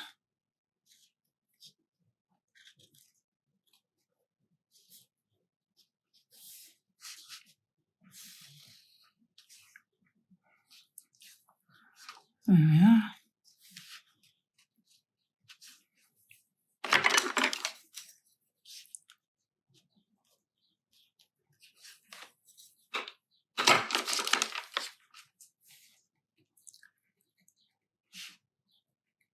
Make some of these leaves gold, like those ones over there. This one can have a gold center line. And really, all this is all about just variety, just making something up as you go along. And I've noticed just recently a lot of people on the Facebook group saying things like, oh, this is from my imagination. And then they sit down and they try to do a portrait of somebody. Oh, this is just from my imagination. And then they try to draw an accurate picture of a koi carp. If you want to do something from your imagination, do something imaginary. You know, do something like this, made up, a fantasy thing. Don't try and draw a koi carp. Draw a fish, but it doesn't have to look like a koi carp. Draw a portrait, but make it a folk art portrait, so it looks like folk art. That's much more fun. You'd enjoy it a lot more. Be less likely to end up saying, oh, I just like my stuff to be perfect. I'm a perfectionist. Because you'll never be happy if you try to reach for perfection. You'll never, as you all very well know, I know I'm talking to the converted here. Just enjoy what you do. I think this needs a bit more white over this side, so I think My pen is going on strike. I think I'll probably leave it here and you can take over now from me and have a go for yourself. So rainbow background, practicing wet in wet, not white in white, wet in wet. And then flower outlines, learning how to do rose outlines. Quite interesting. I've enjoyed it. I hope you do. That shouldn't be there, should it? That white bit. We need to colour that up and do that. Right then. Today, I don't know what I'm going to do, but first of all, I wanted to have a quick chat with you about some new materials that I have just acquired. They're not absolutely new to the market, but they're new to me. This is Winsor & Newton. I saw, what's her name, Harriet de Winton, using these the other day, and a couple of other people have started to use them. It rather makes me think that Winsor & Newton must be on a bit of a promotional kick at the moment. Anyway, I hadn't come across them before, but they looked good, and I'm not 100% satisfied with the microns or the Stetler for what I do. Better than those two, I have found the Faber-Castell Pitt pen, and also good is the Kuretake Fudenasuke brush pen and hard felt tip. They're also good. And there are others as well, of course, but I thought I would give these a try because I still haven't found one that likes being involved with watercolor paint. And I thought it was possible that maybe Winsor & Newton, since they are a famous manufacturer of paint, like in fact Kuretake, they might work better. So I got myself a set of 3 in sepia, which is this color here. And I was trying this out last night. I think I did that with the finest line, the finest nib. As you can see, I was just doodling the plants in the studio. So this is the sepia. It comes in 0.1, 0.3 and 0.5 sizes. Yeah, so obviously that's going to give you different thicknesses. And then the black ones, they come in 0.1, 0.3, 0.5, 0.8 and 1. And this is the thickness of those. I did a test here. This is the sepia, the 3 different thicknesses, obviously darker when it's thicker. And this is the black. It also comes in grey and indigo. So I'll probably try and get hold of those as well. And yeah, they seem very good. They have a different shape from the normal pen, which is like this. They're a little bit longer. And the barrel part is completely different. They've got this extension here. So it kind of goes to there. And instead of immediately going into the writing bit, you've got this extension here, which makes it more brush-like, I think, really, more like holding a brush than this. I think is, you know, it's technical pen, really. These, we used to call them in years gone by, we used to call these technical pens. And they were for doing technical drawings. And so you wanted to be able to get really close to the edge, end of the pen. But these ones are meant to be held further back. And so it gives you a bit more freedom when you're doing your drawings and things. So I've decided to keep all of my pens now. I'm getting such a great collection here. In this, what's this? This is a cutlery insert for a drawer. It's wooden. And up until yesterday, it was doing duty in the kitchen drawer in the studio, holding knives and forks and things, but I have repurposed it, and it has become my pen holder. So I won't be scrabbling around quite so much because that was starting to annoy me. It must have been annoying you too. Anyway, so that's that. New pens. Let's get started. The first thing I'm going to do is to get a piece of washi tape out, and I'm going to put a border around this piece of paper. This is a Hahnemühle bamboo mixed media carnet de voyage, travel journal is what that means. And it's a lot of bamboo in this. It's got, let me see, 90% bamboo fiber, 10% cotton rag. And I take issue with people who say that you must paint with cotton paper. I think that's actually not necessarily good advice, because I think that nowadays, if you do modern watercolor, which I try to do, although I'm ancient, doesn't mean to say I have to paint like an old master. And so I'm using modern paints like these Kuretake ones, and trying to paint in a style which is more accessible to people, because after the pandemic, everybody needed to relax and still do. And so, therefore, we need to make watercolor easier, don't we? And so that's what we're doing. And we're just being much more casual about it. We're abandoning the techniques and the rules that, or I am anyway, that I have had instilled in me over the years. You know, all of that stuff, I don't care about it anymore. I'm just going to enjoy what I do.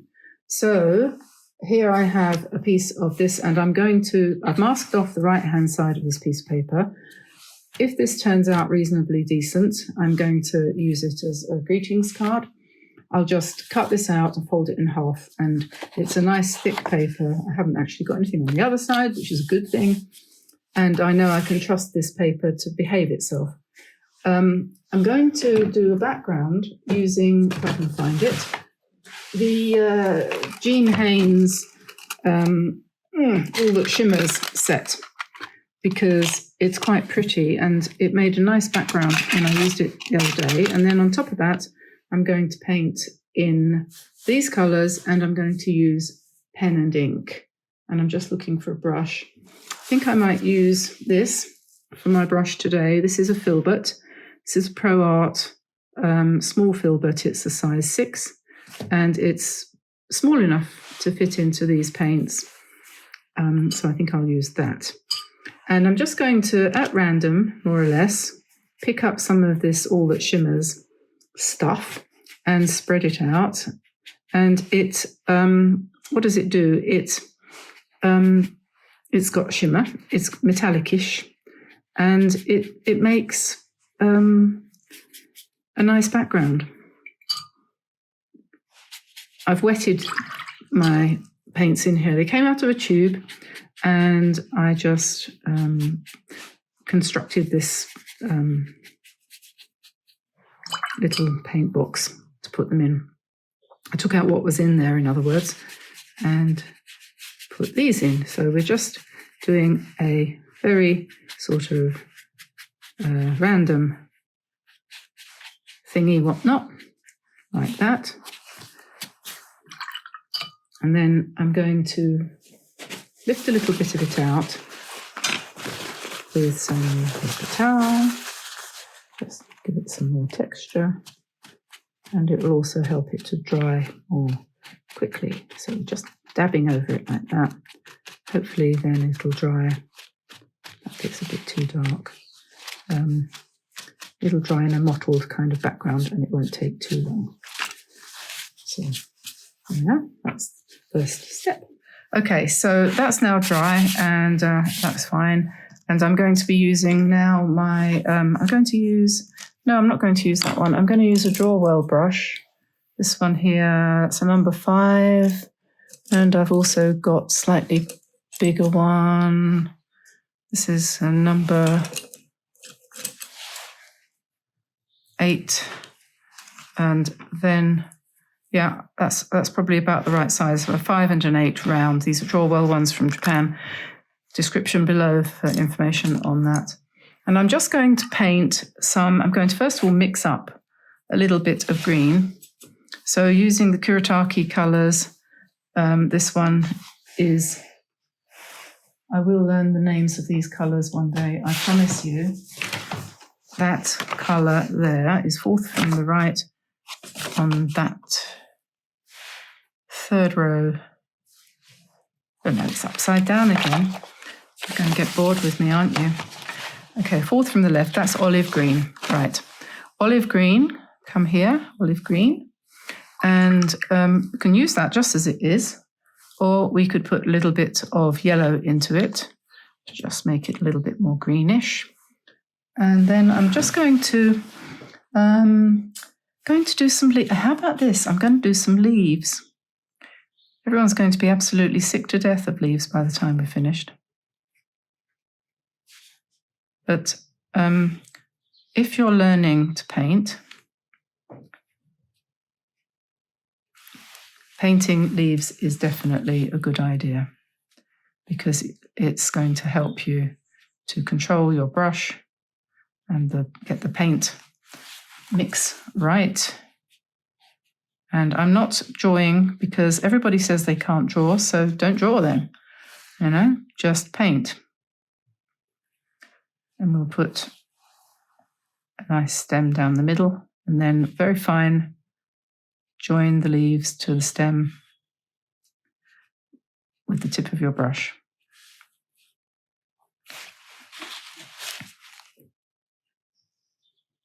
If one of them seems a bit too dark, dry your brush off on a piece of tissue paper and just lift out the colour like that.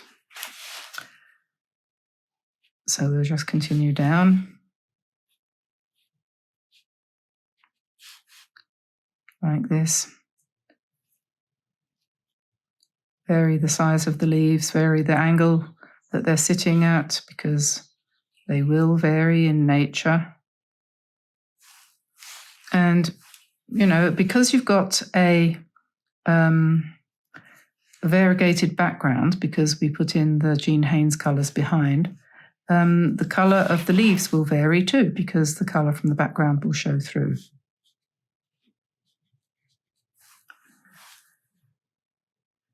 So we're just coming down to the bottom here. There we are. Now we're going to do another one and we'll vary the colour a little bit. We'll add something, any green, add anything at all. And think about the way that one's curving like that. So we'll probably want to curve the next one a different way. So let's put in some little tiny leaves, perhaps, like that. Bring the stem down. You can do whatever you want, obviously. And you can put flowers on here too if you want. And as I'm doing this, I'm making it up as I go along. I have absolutely no plan here this morning. So this is cobalt violet. And we're going to just put some little blobs of cobalt violet on here and call this some kind of floral, you know, making it up, inventing our flowers. And let's make some longer, sort of slightly quite elegant leaves on here, perhaps.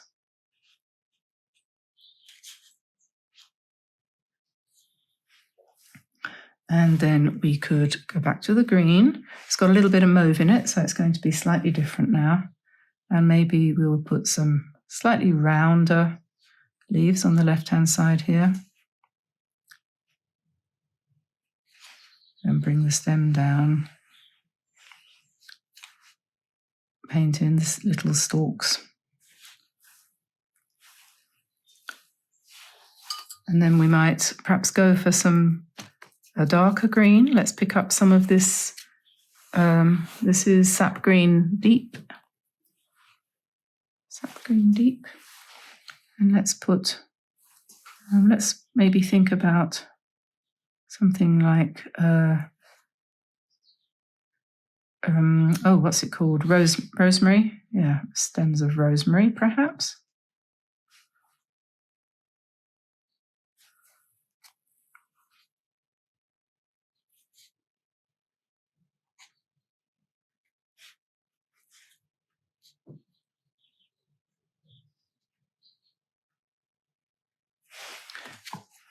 And we could put in here, we could put another leaf. We're overlapping overlapping the ones that underneath a little bit.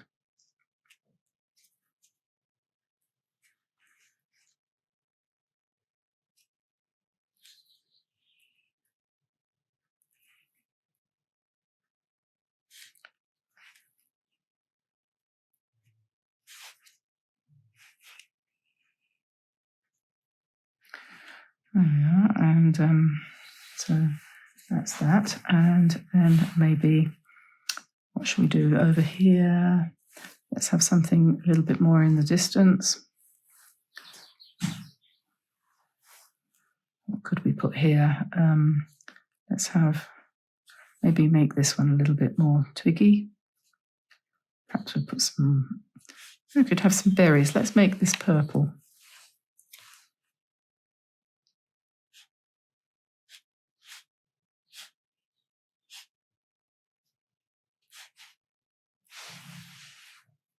Something like that.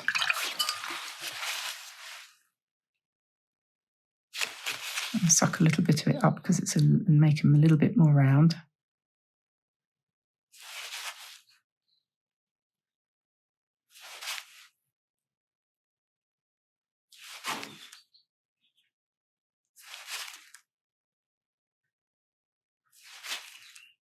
Oh yeah.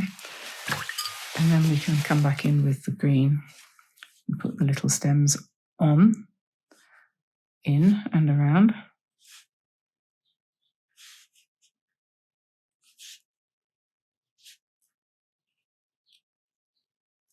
And then a couple of leaves down the bottom, like this.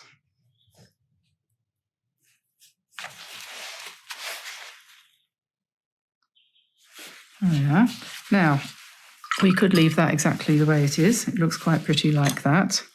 And or we could give our new sepia pen a run for its money.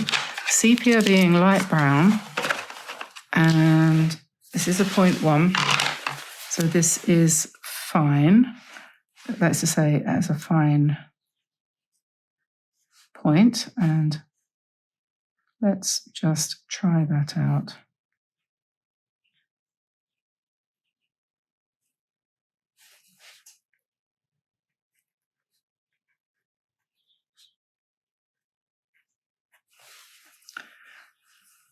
And we'll see whether we like it or not. If we don't like it, we'll throw it away.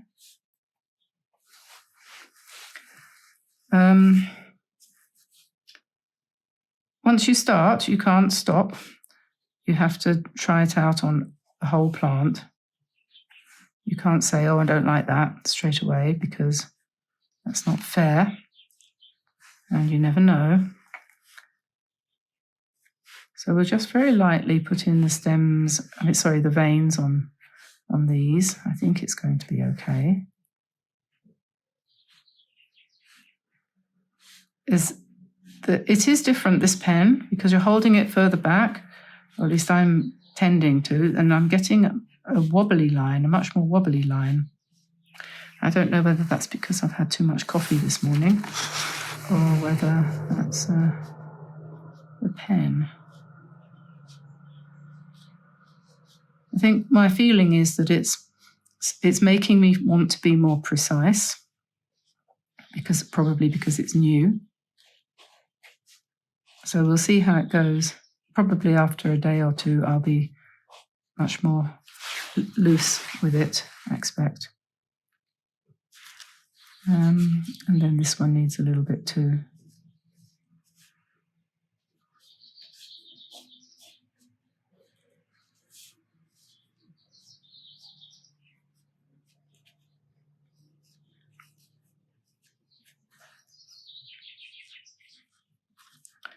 You could put more flowers in the background if you wanted to, of course. And you could do all sorts of other scribbles. I think it might want something down here. What do you think? I think it needs a little something down the bottom there, maybe a little bit more. Something like this one here, but not quite so dark.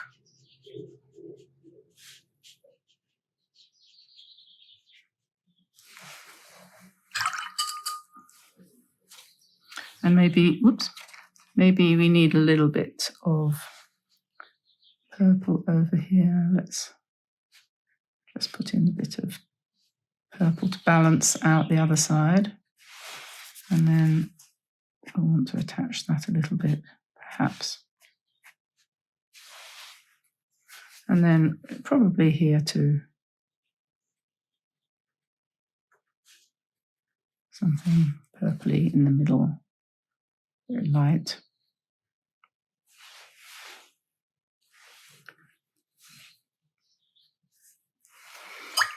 So there we are. Let's take off the tape.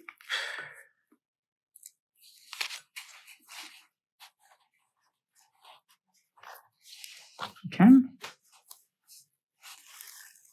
1,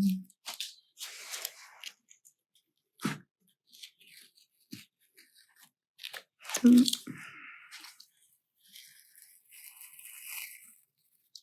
3,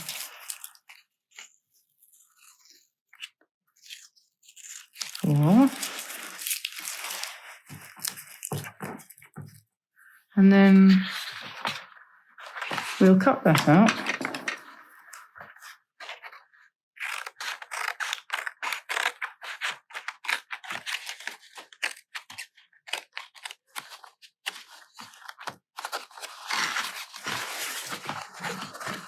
We'll try to cut it out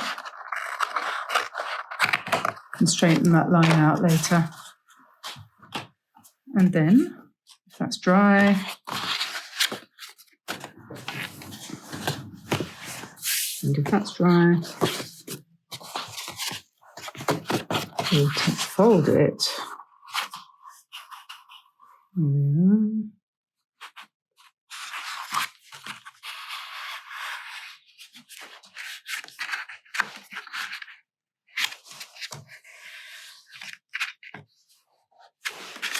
So there we are, one pretty little floral card with no effort involved, and you've practiced a couple of techniques there. We've got a variegated wash background using Jean Haynes All That Shimmers, and then we've used the Winsor & Newton sepia pen, which you didn't have to, it would have been fine without, and we painted with the Kuretake colours and a Drawwell brush or two.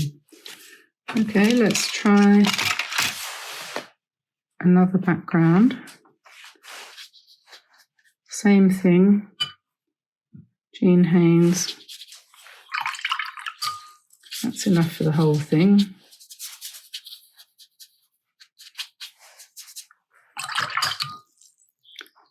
Let's try this one with blue and silver.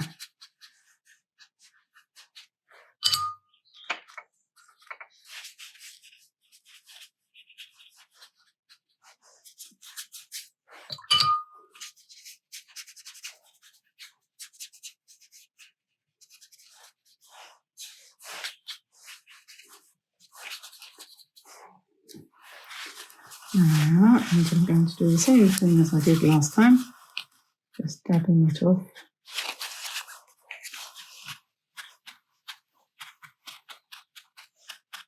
To give us a nice mottled. It's very easy, you don't need salt or anything else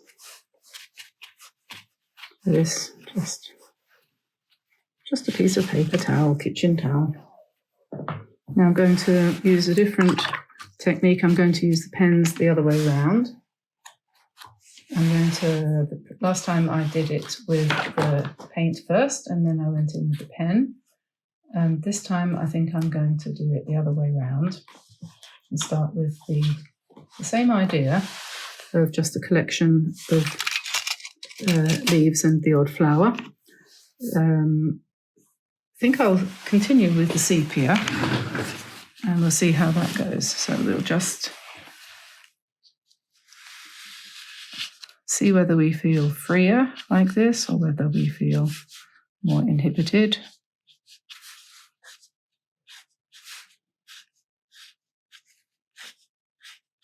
So basically I'm going to do the same thing.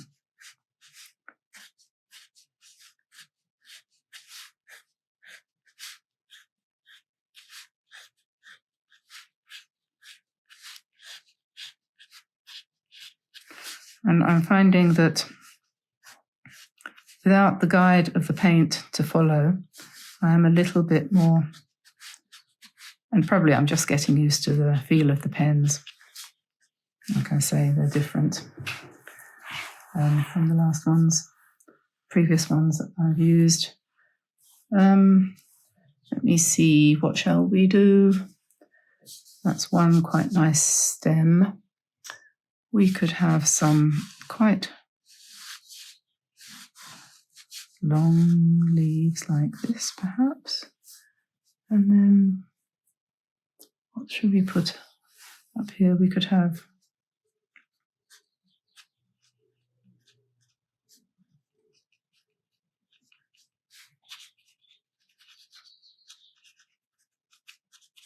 let's experiment with the fineness of this and see what happens when we do sort of clusters of flowers like this. I think this is turning into a sort of hyacinth. Make the leaves a bit wider, perhaps.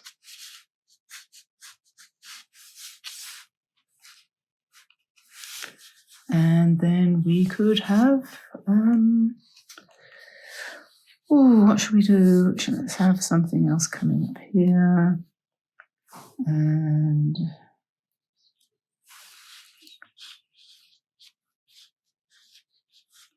some nice round leaves, a bit more spaced out perhaps.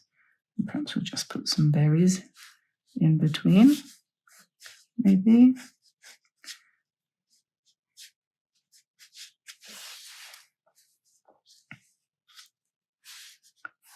And we could have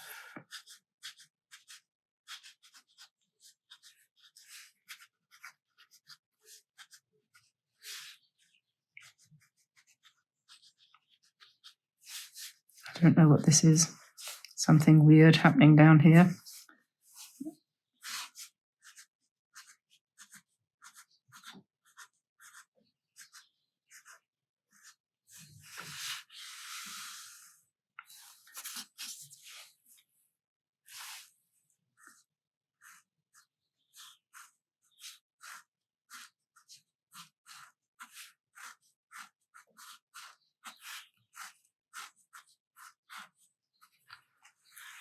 Just lots of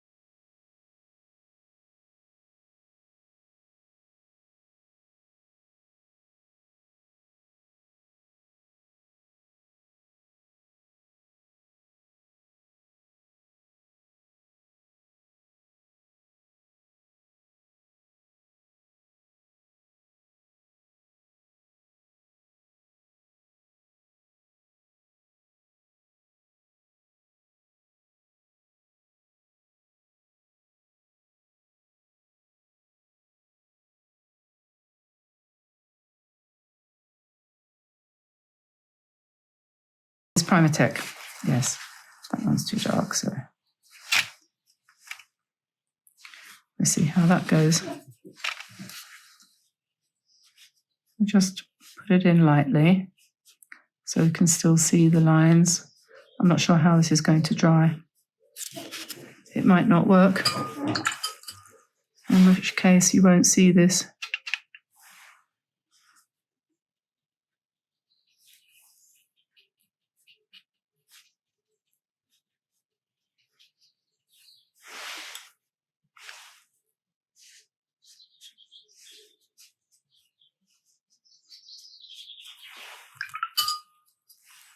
Let's have some yellow. There's no yellow.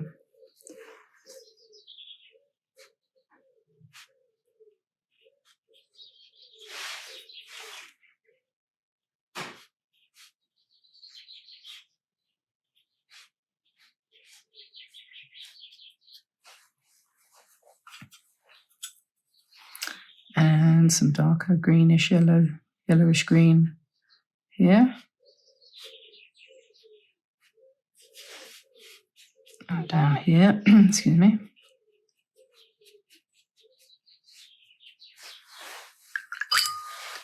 And maybe a bit of pink here, this flower.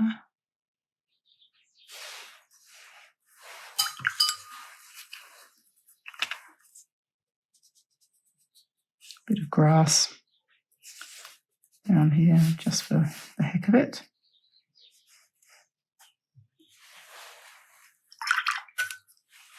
Okay, maybe we'll give this one a little bit of spatter.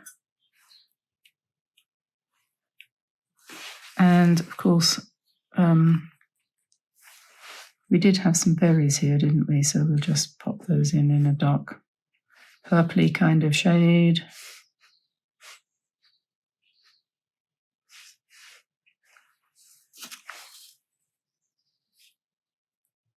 And you can put some shadow on some of these leaves using purple, which is nice as a shadow for green, complementary colour. And then maybe we'll put some purple in here too. Don't get rid of all the lights, but just pop in some shadows.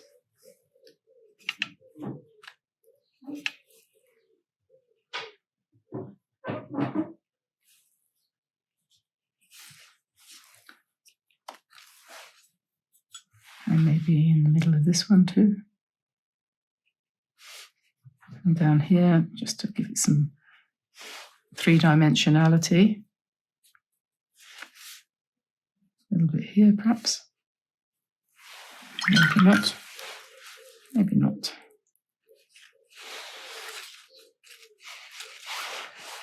And perhaps some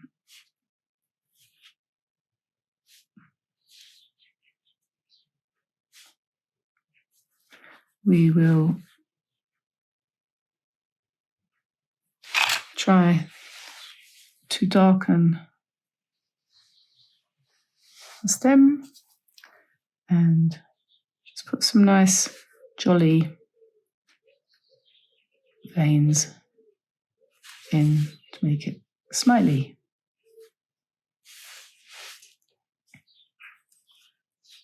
You see how you can use the center veins on the leaves to make them look happier, I think. So, stem for the hyacinth. And I think that's about it. We call that done. And let's take off the tape. When you use tape, which is the last piece I put on, this piece, try to pull it off at a 90-degree angle like that. It reduces the chances of it tearing the paper. So we'll just cut that one off, I think, in a minute, put it together with its friend. We have two versions. This one starting with the paint, this one starting with the ink. Today I'm going to do a little pen and ink sketch of a cat. And this is going to be an artistic cat, a cat artist. Our cat in our studio is called Arthur. And we called him Arthur because if you shorten the name Arthur, it becomes Art. So we thought that would be kind of appropriate. And this is what I'm going to do today. This is kind of Arthurish. So let's get started. And I'm going to draw straight onto the paper. I'm using here a Viviva sketchbook. Any sketchbook would do, but this one doesn't have very textured paper. It's quite smooth and it works quite well for the pen. And it does take watercolor in a light fashion. It's not terribly good for doing anything very layered or, it's not a multimedia, mixed media. I always get that wrong, multimedia. Mixed media, what's the difference? I don't know. Why can't I say multimedia if I want to? Anyway, so let's do this. And as I usually do, I will start with the ears. And these ears are fairly triangular. And don't worry if you get it wrong the first time, because you can just go over it like that. So there's the ears. And the shape of this cat is very stylized, because it's not really sort of, it's not real cat, it's artistic cat. So put some little puddies in there. My mother-in-law always called animals' feet puddies, which I think is rather sweet. You need your puddies wiped, you're muddy. You've got muddy puddies. So there's the body, head, front of the body, and then starting down here a little bit, we'll go down, and don't forget to put his tail in, so something like that, and then his body. Now his eyes are going to be biggish, and somebody kindly informed me the other day that cats don't have eyes that shape. Well, sorry, mine do. Hard luck. Just little pupils there, little vertical pupils like that, little tiny nose, and a nice little mouth that gives it all its flavour, character. Turn the paper a little bit to the side so I can do the whiskers, because I only go in one direction. There we are. So there's our pushty cat, and we'll do the insides of his ears like that now. Now, this is an artistic pushty cat, so we need a nice paintbrush here for him to use. And he's got my, I don't know how he got hold of it, but he's managed to grab my spiral-bound book, and he's changed the cover, and he's put a tree on the front. I think he's hoping for some birds. And then here, he's borrowed my paint box, a little paint box that I have, which has got just a few colours in it.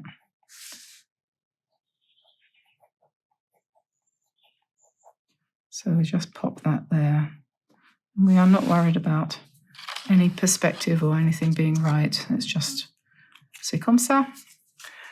And now I shall take a round pen brush, number 5, draw well, and I'm going to do him in this colour here, which is burnt sienna. This is Kuretake. And just in a light wash, we just put a very light wash on, first of all.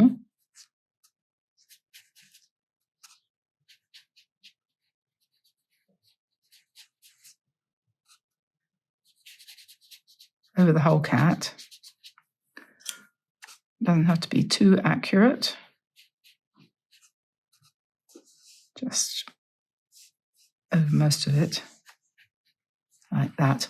And then we just pick up some slightly darker colour and just drop that in one or two places, for example here.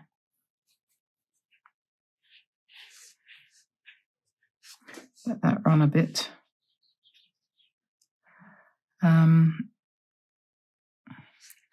Might want a little bit more colour here. My eyes are going all blurry.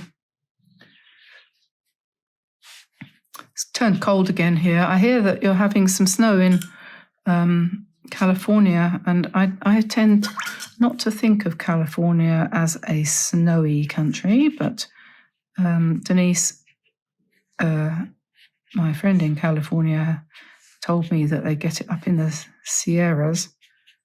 I suppose Sierra Nevada, is it? Nevada meaning snowy, I suppose, if it is the Sierra Nevada. I don't know. Anyway, having done the cat, we're now going to go and paint a little book. We'll just put some green there to indicate that that is what it is. It is what it is. And we'll paint the paintbrush black. And I'm going to put, this is finicky. I'm going to put colour in each of these little spaces. And bear with me, I'll be there in a minute. It's not going to take terribly long. This is what you call painting big, not purple and green. Oh, I already did green. What else is there? Blue, done blue, red, yellow, orange. And what else? Red? No, done red. Oh, it's sort of pink, isn't it? Let's go for something a bit brighter. There we go. And brown. There we are. Now, next thing, we will put some spatter around him like that. And then I'm just going to scatter the spatter a little bit.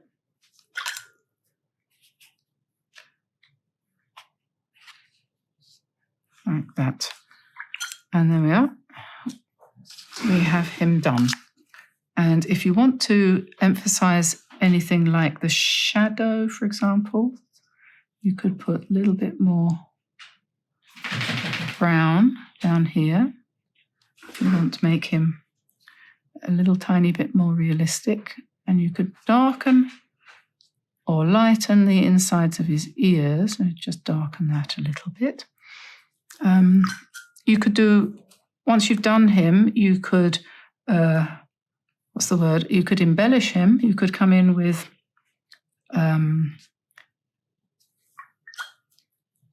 squiggles and things like that. If he doesn't go quite right and you don't like him the way he is, then just doodle on top. So there we are. One cat in a certain style. Here's his friend in a similar style. I think they would make nice cards. You make it your own, do it your own style, and so on and so forth. And you could add different accessories. So if somebody was a fisherman or something, or a cook, you just put some cakes and a mixing bowl and a wooden spoon, or whatever is appropriate to give the right mood to your message. So there we are. Hope you enjoyed that. Just a quick one for today. So I'll let you go now. Bye, everybody. Bye-bye.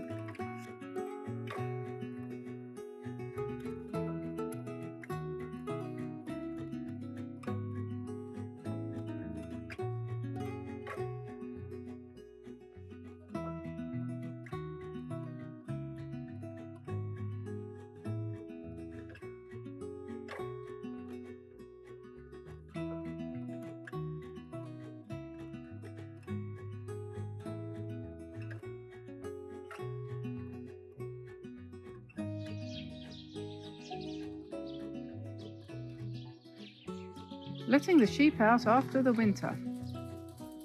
Hello, Carmen. Hello, Millie Molly. Hello, Cuddles and Corona. Hello, Larry. Hello, Millie Molly? I've got Millie and Molly. COVID, Corona, Larry, Millie Molly, Cuddles, Dora, and Carmen. Oh, hello, Gabriel. Here come the chickens.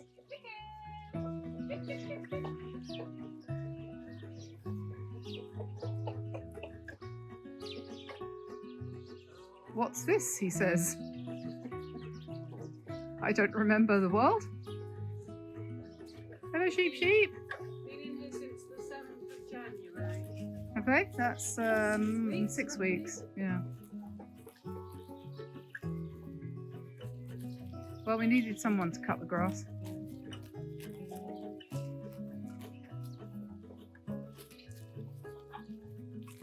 I must say they look quite well built. Yes, that's what I was hoping. There's hay in there, they say.